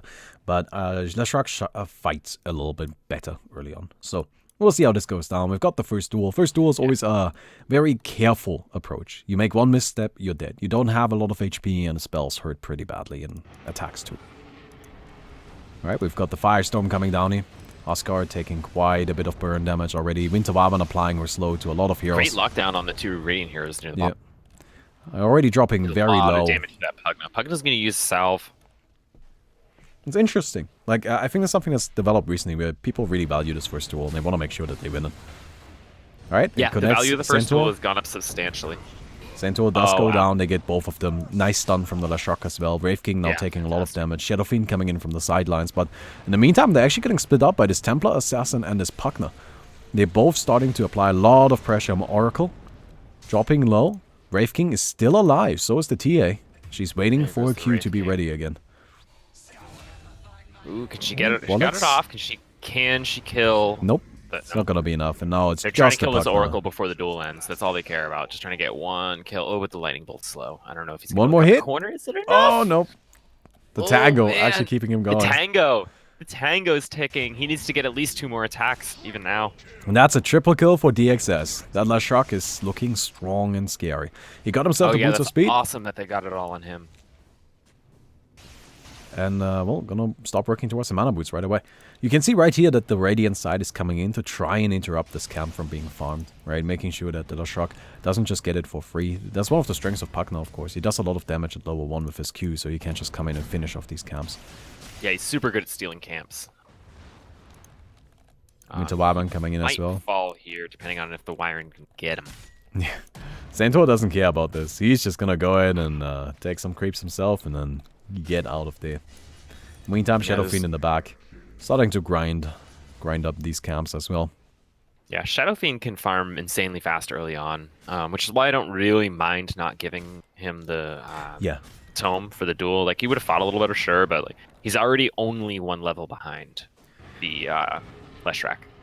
Yeah, Shadow Fiend is definitely one of the fastest, if not the fastest farmers in the game.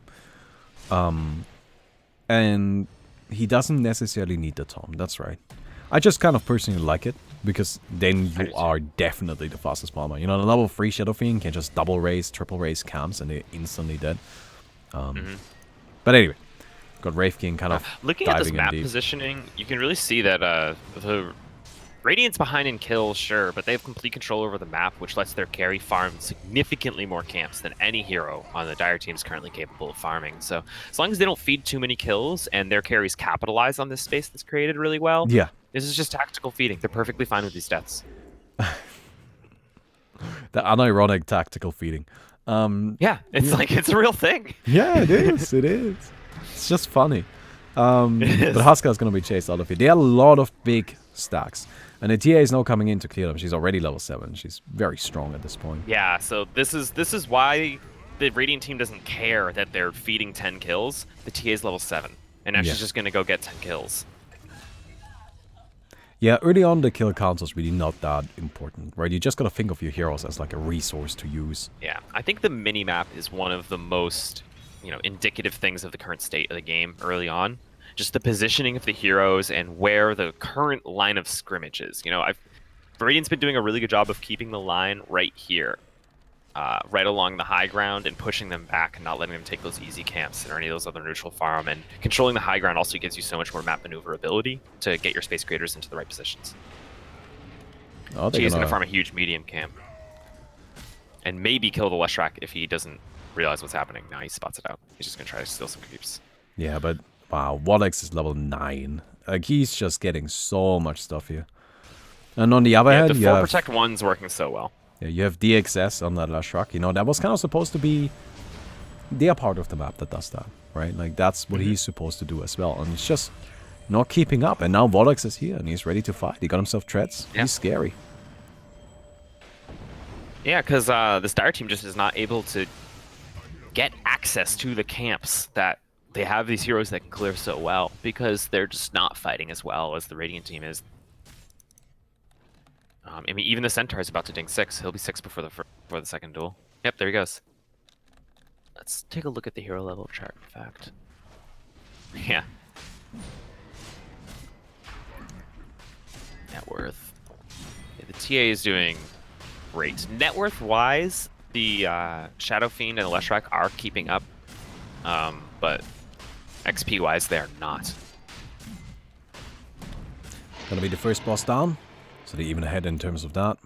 Shadow Fiend now smokes up to try and steal this boss, but that doesn't even work anymore. He can see you, but the smoke gives you the movement speed you need to juggle. Oh, clever. Clever. Yeah, that was... It still works, it's just harder. So the reason why I'm saying that doesn't work, kind of gives some context there. There used to be like an abuse you could do, where you smoked up and then bosses couldn't see you, so you just raced them. And you could actually kill bosses. You could stand still. You didn't have to juggle back and forth like he was doing. So you got the smoke for movement speed there. So that's not really an abuse. That's just using a smoke for movement speed. But yeah, we're going to see quite a few items come online now. Mana boots on a lot of heroes, as you can see yet again. Oh, we actually have some TP boots for once. That's just going to be temporary though. To kind of explain what TP boots do. Upgraded TP boots give you creep assist gold. So if an ally kills a creep around you, you get money for that. But you can see he's going to disassemble them right now and get arcane boots.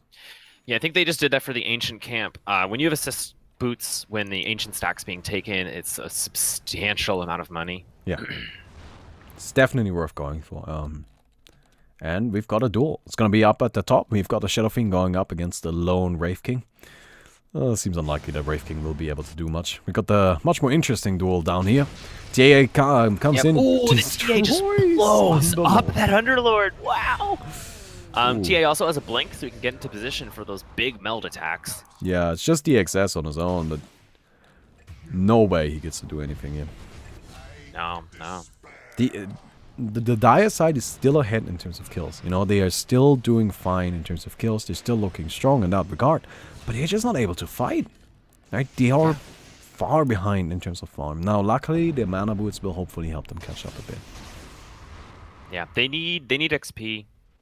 Yeah. Really badly. I mean, they have supports that are level 4 right now. It's not good. Everyone on the Radiant team at least has their ultimates. The Wraith King is actually the lowest level on the Radiant team. So I think they're feeling great about their levels right now. I actually think a quick early cave run would be really good here. I think these teams are generally our team's doing some disregarding assist the gold. cave. Like, a bit too much. Actually, when we were playing against more than you, right? In the first game, we were really far behind in terms of cores. We just weren't able. Yeah, we couldn't boss like them because we couldn't to win get the the fights, bosses. and they were taking our. But we were actually ahead in gold and experience. And that's just because we actually killed the cave regularly, right? We made sure to clear that. We had the Troll Warlord run in the back and just take it down. And I think that was really, really effective. And I think that's something that these teams could also do a little bit more of. But they just haven't really, like, practiced that. So that's why they aren't really employing that strategy too much. It's really something that you should do. The biggest thing they're behind right now is XP and gold. That's what they need to come back, and that's the only thing the cave gives you. Yeah. And a fair bit of it. And honestly, the longer they wait, the further they're going to fall behind in terms of cores as well. Because now the Radiant is going to start killing bosses. Yeah. You know, DXS's English is not the best. Maybe he meant that there was a 100% chance of the other team winning, and that's what he was trying to say, you know? I find that unlikely. I feel like he has enough English.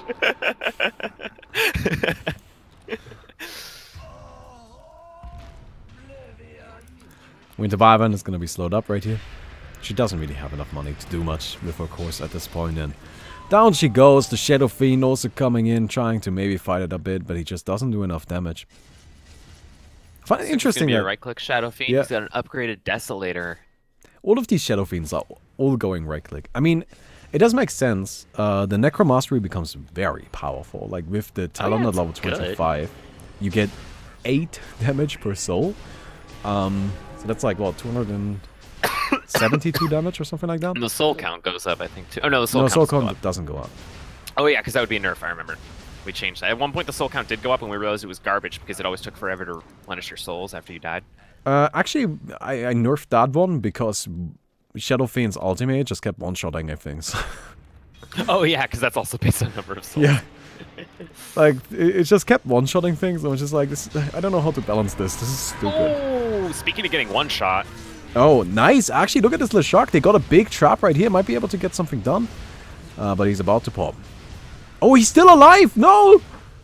The Octarine Core healing was enough to keep him going. Oracle as well.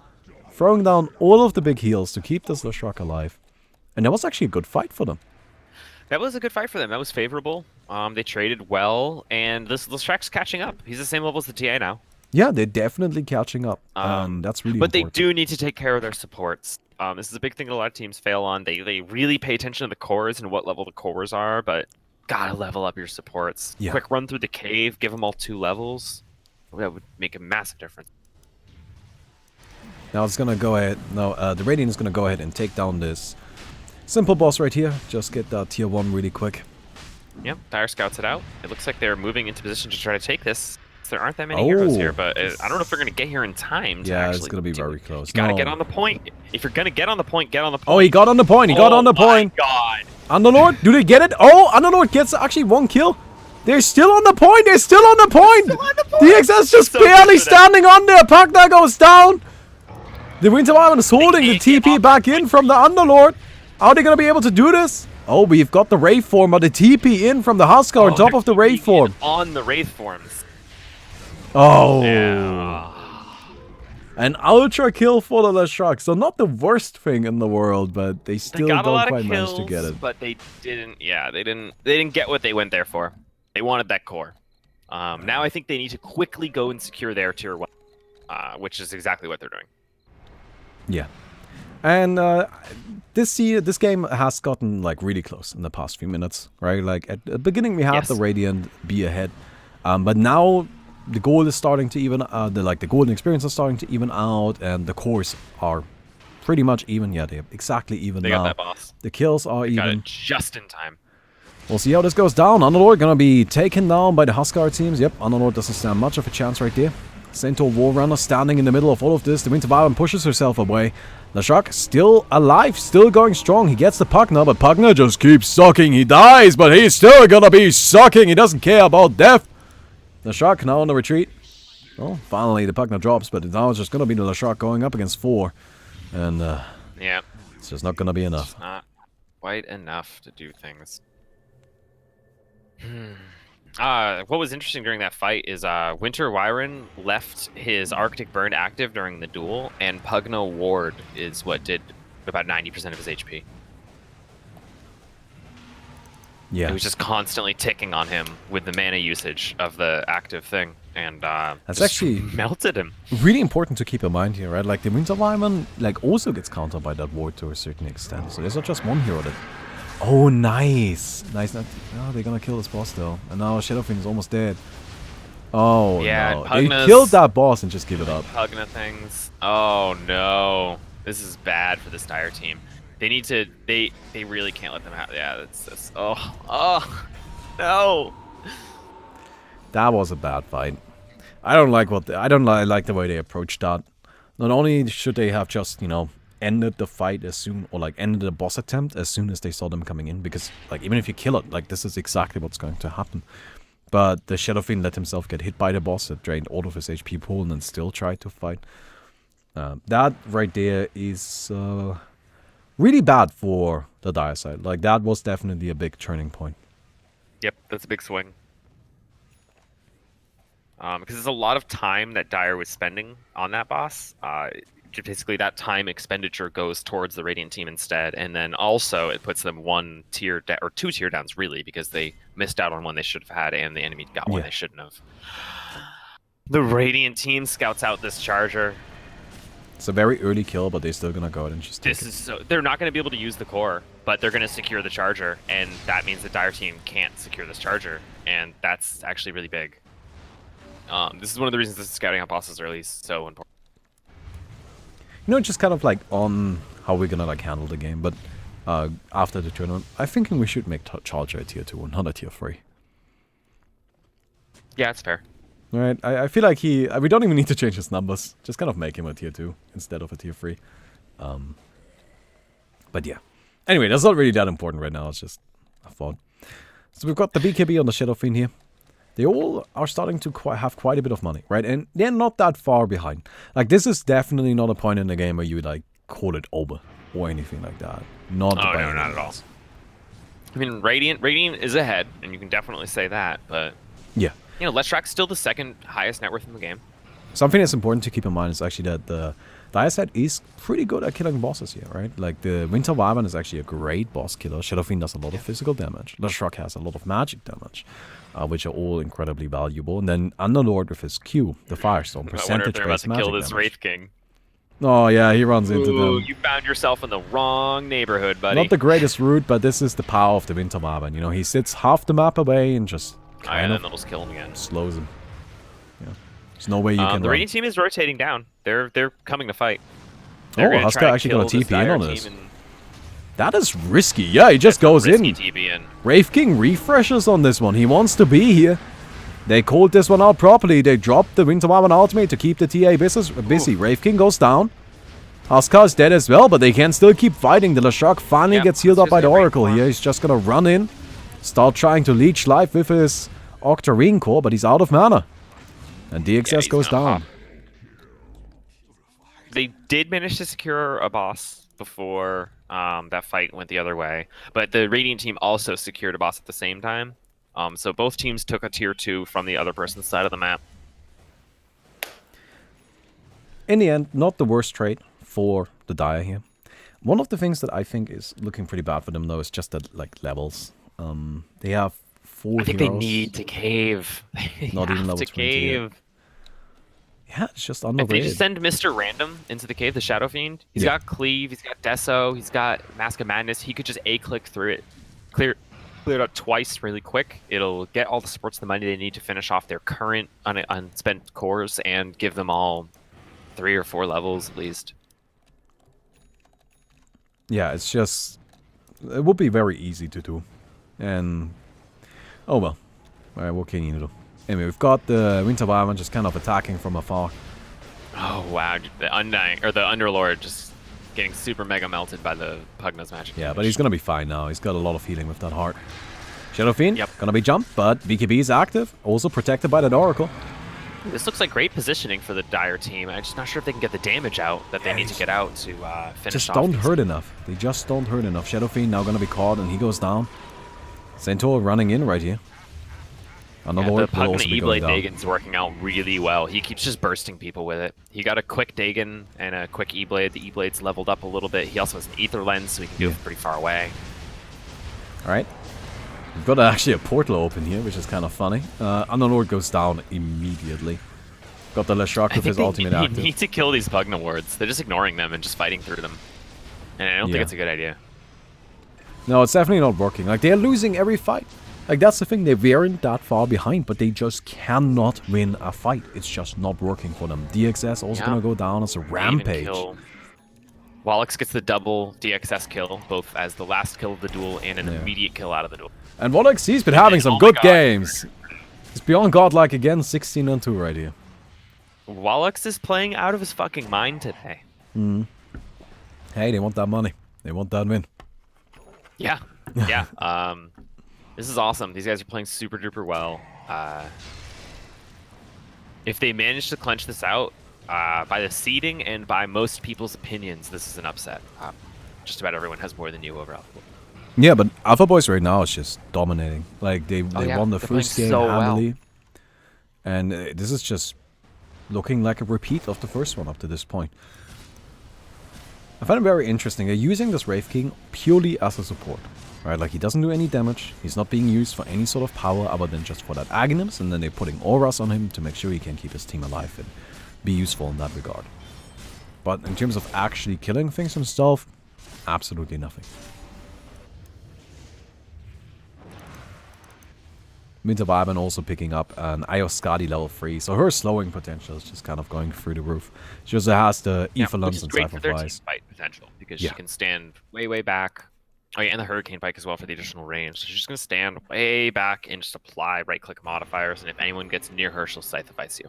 Which of course is being extended by the Ether Lens for that extra 700 range on it eventually. Only just need 425 extra levels. range now, which is still a lot. They need levels so badly.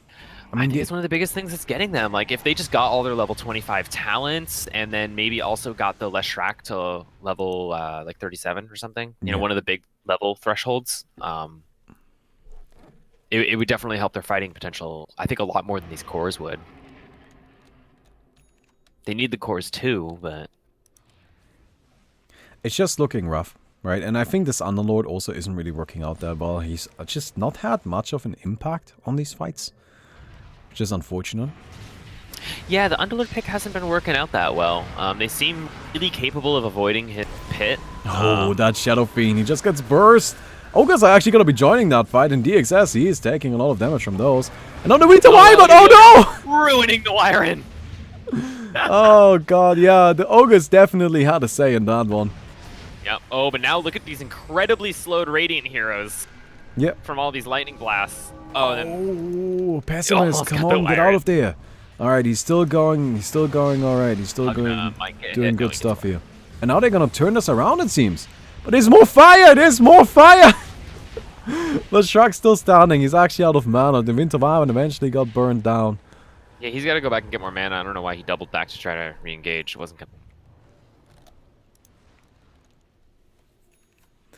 Man.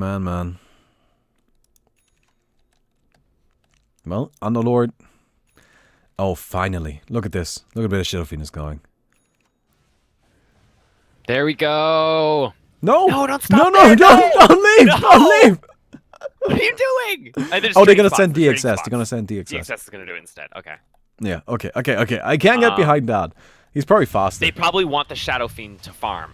So the thing with Cave that you need to keep in mind is that because all of the resources that you gain from the cave, like literally every single resource that you can gain from the cave, is shared with all of your allies. It means that the person doing the cave benefits the least, because everyone else can be farming the map while getting the benefit from the cave, while the person caving only gets the benefit from the cave.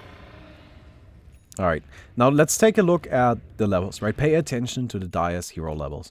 They are already like starting to not just catch up, they're like starting to look really, really good here. Now the Shrug is gonna go in there, gonna do the next room. Now keep in mind, they always get more difficult. But just pay attention to this hero level chart here.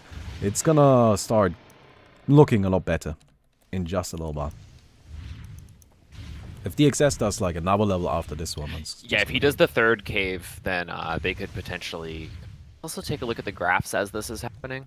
Yeah, somebody's saying Cave needs some reward for the ones clearing it. We're working on that. We're gonna add that after the tournament. Already have an idea fully figured out. It's gonna be pretty cool. Yeah, we have a great system design. We just didn't want to add it because we didn't want to add too much like during the tournament season between the time that we announced the tournament and the tournament actually taking place.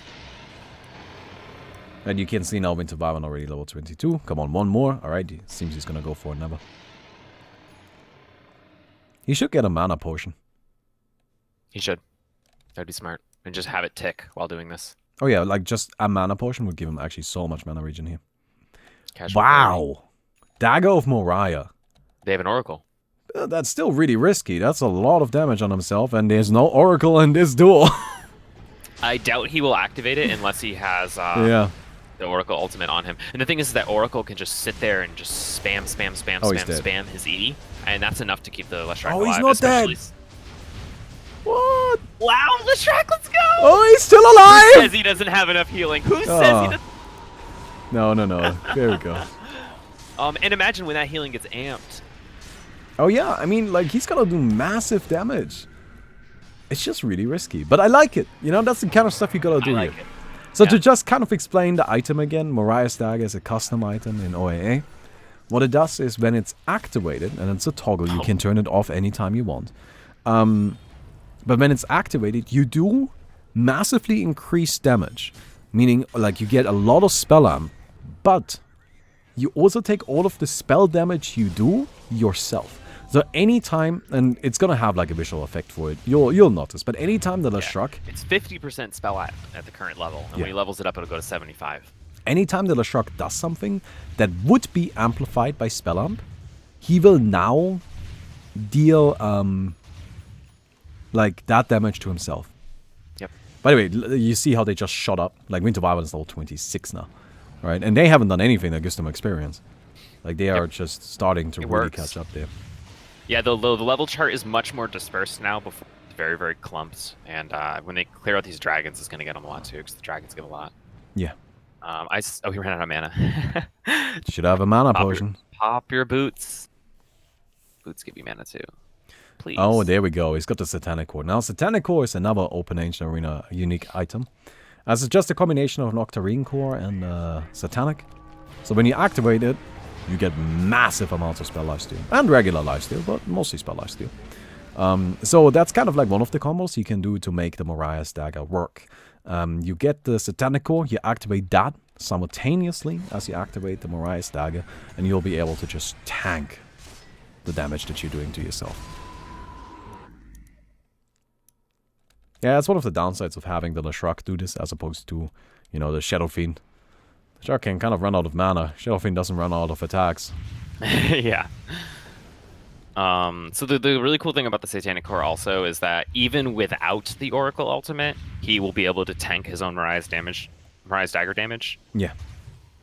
Because the spell lifesteal is greater than 100%, and that's how much damage he's gonna. His self damage is 100%, so you'll break even if you have 100% spell steal, and you get more than that while attack. I believe it's 200.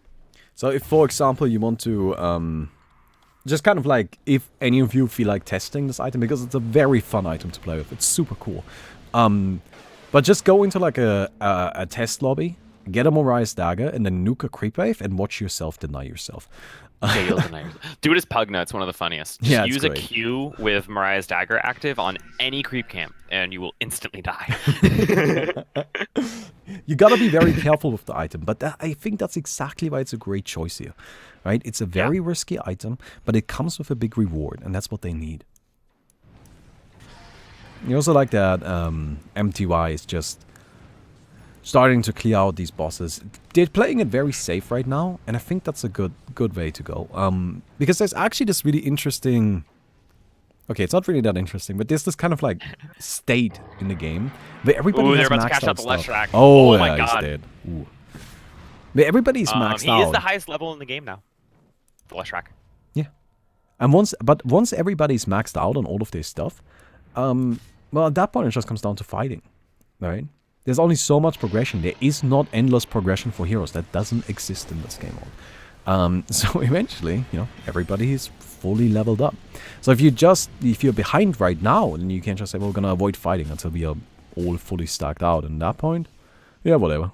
We'll just take him. Look, they're doing cheesy things to not get teleported out. Oh, are they? Yeah, he knows the hitboxes. Yeah, you can So cheese the cave. they're gonna a little force bit. the cave to progress early by clearing the dragons to make this door drop. Then they kill the Roshans while still in the dragon room, and then they don't get teleported out and they can repeat. I really like watching more than you play here. Like, they are pulling out all the tricks to try and beat AlphaBoys. That's the thing that makes More Than You so interesting to me is that a lot of these other top teams, they're top teams because they are top. They're really good at Dota, and they Dota extraordinarily well. And you know they're highly ranked. They're Divine 5 players. They're top 100 or 200 players in the world. Where these guys are Angel Arena players. They play all the other Angel Arenas. DXS, the team leader, was actually a dev for Angel Arena Blackstar for a little while, and he's pretty interested in contributing to OAA now, which is awesome. And so that this is just their style. They're gonna, you know, he said that when he first heard about the tournament and was obviously going to participate and was trying out the game, he systematically tested every single item to just see how they behave. Yeah, that's and then really also cool. with Tinker, he tested rearm with every single item to figure out which items can be rearmed. And then we took his toys away. Yeah, and then he revealed them in scrims, and we took a bunch of his toys away. All right. I did feel bad about that. The one that I felt really bad about is when he, like, I think it was DXS, or was it Vox? One of them made a video on YouTube about OAA boss abuse. Oh, yeah. Like, and I remember we watched that, right? And I was just like, you know, we have to remove this, right? Fix that. But it felt really bad because I'm like, that's really cool that you found that. I'm really glad you found that. That's great. That's awesome. I'm so sorry, but we're gonna have to remove it. There's actually one form of abuse that we didn't remove that I just made him promise not to use because it's not fun to watch. It also is not particularly helpful in this situation. I'm gonna go ahead and fight the Huskar here. Huskar is actually still standing. He dropped very, very low. Shadow Fiend trying to fight it out, but currently disabled. Look at this ward. Yeah. It's Pugna ward. Oh, wow, look at that. They're winning. They're winning. No, they're not. I don't know what they made.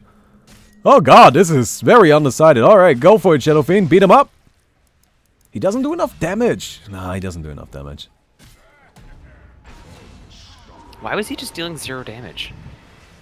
I don't know. I don't know why he doesn't do any damage against them.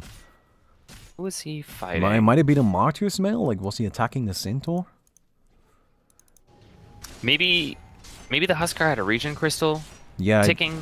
Yeah, that might be and he couldn't damage through it or something. I don't know. He definitely just appeared to not be taking damage from the pretty stacked Shadow Fiend. I think that was probably it. He probably had that regen crystal active. It's difficult to see because, like, Huskar already has, like, a green aura effect thanks to his healing. You know, the inner vitality. And in the fray of battle, also, there's a lot of times so many particles going on that it's really hard. And if anyone's life stealing, it's hard to tell if they're also regen crystalling because the colors are similar. Yeah.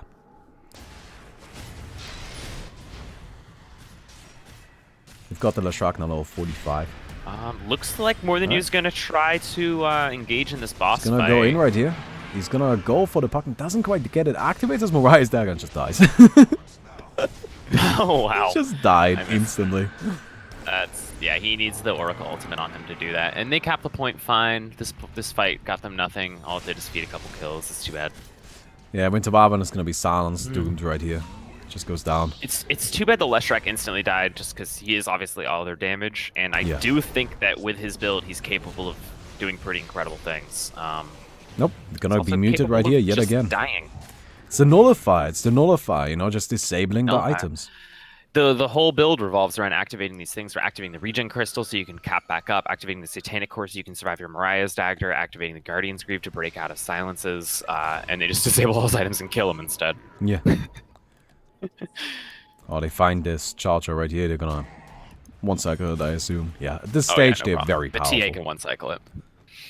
TA is an insane boss killer. She just gets so much minus armor. And you always max out a Deso with her as well, just for minus armor on minus armor on minus armor. If you look at her, she does a casual 1200, 1400 damage.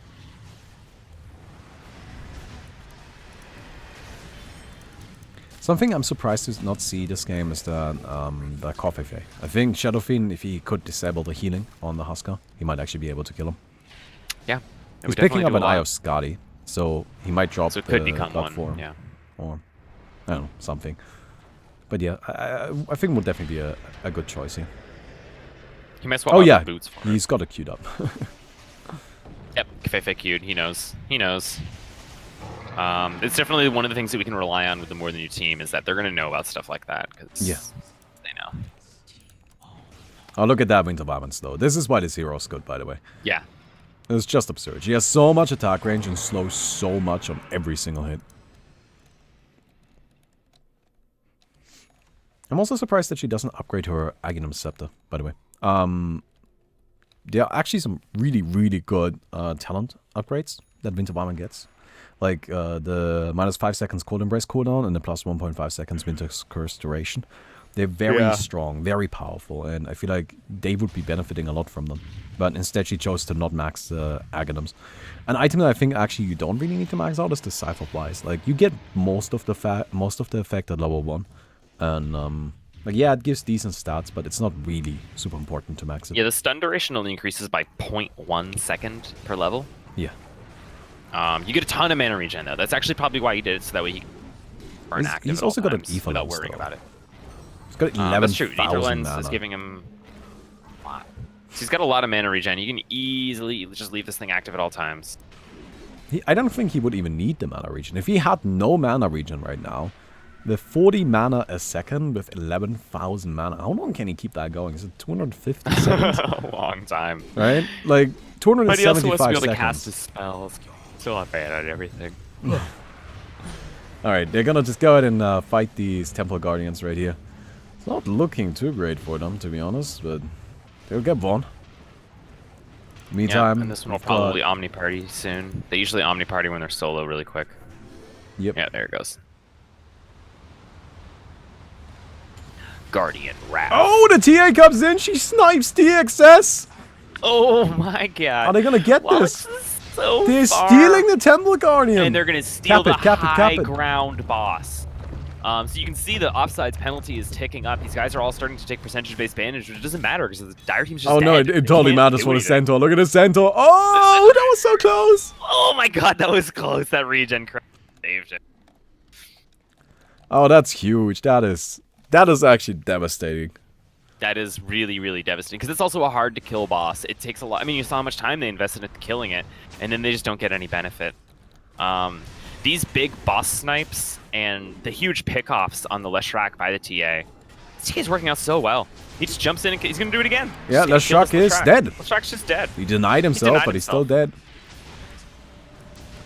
The thing is, Leshrac is so important to their team, and he just doesn't get to do anything. Yeah, because the TA just Blink Dagger Nullifier. Like, what's a Leshrac going to do? Yeah, Underlord goes down. Oracle goes down. 3 kills away from that final duel. 2 kills away from that final duel. Yeah. And that might be it. And that might be the finals for AlphaBoys. Now, it's not quite over, but damn, it's going to be a hard fight. Yeah, it's going to be really, really hard for More Than You to... So they're going to have to start just winning every single duel. More Than You can't lose duels anymore. Yeah. The next duel is almost certainly going to be a final duel, and if they lose that duel, the game's over. If they win that duel, the score will be extended, and then they get to keep trying to come back and keep trying to win final duels, and then finally, if they ever catch up in score, reach the kill limit, and win a final duel, then they can win the game. But The Leshrac that's has a BKB in the stash, which I'm really happy about. You can use BKB to prevent the Nullify. You can't use it to get rid of it, but you can use it to prevent it. I And think that that's might what you be gotta enough. do here. Yeah. The Ags effect worth it. Oh yeah, I The Ags think effect totally is keep worth the it. Axe. I think you What drop does the he boots. get rid of? We drop the boots. I mean, he can Boots. farm without the boots. Yeah, and boots. It's really just about the duels. You know, you have the BKB in your backpack. In duels, you drop the boots. You can also activate BKB right before duels, since the BKB gets refreshed for the duel, and that lets you BKB again during the duel right as it's gonna end. Yeah. So you don't get caught out or something like that. These teams are really close to each other. I wonder if either will scout out the other. Oh, and they're definitely engage. hunting. Oh, there we go. They're moving in. They're gonna catch vision. They want this. Oh yeah, they are coming in. They found them. The Huskar, they just need one kill to trigger that final duel. The Shark dropping really low Temple Guardians. Oh, they are disrupting this as well. We've got the big messy team fights with the bosses involved. They locked down the TA. The TA is locked down in the upper TA right corner. is not dead. No, the Shadow Fiend goes down though. And that's the final duel. TA also has a Kafefe. And that's no BKB in the backpack. The Shark doesn't have it. This Leshrac's build. Oh, they already applied the Oracle Ultimate to the Leshrac. In the meantime, we've got the Saintor coming in from behind. He was just kind of hiding. We've got the nice big Winter Wyvern Ultimate, but it's just not going to be enough. Winter Wyvern almost dead, basically dead. Gonna be caught out right here, and that's it. Down she goes. The only one left standing is DXS on that Leshrac. Who disconnected? Who left? And I think that's gonna be game. And with that, AlphaBoys take it. 2-0 against More Than You. That's a pretty reasonably sized upset. I'm really sad we didn't get to see More Than You's Chen strat. Oh, what is their Chen strat? They have a gameplay revolving around the exact cave abuse you were describing earlier. Oh. Like they have a specific order they do things. They have all their timings down. They know which caves can kill which bosses. So then Chen goes off and kills bosses while the carry keeps clearing the cave. Like they got it all figured out, and they were going to use it against Kindergarten.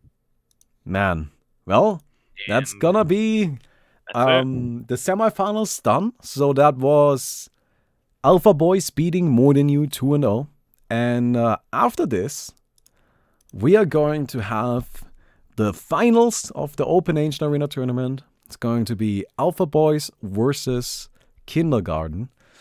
Yeah. And I'm excited. This is going to be a good game. It's going to be good games.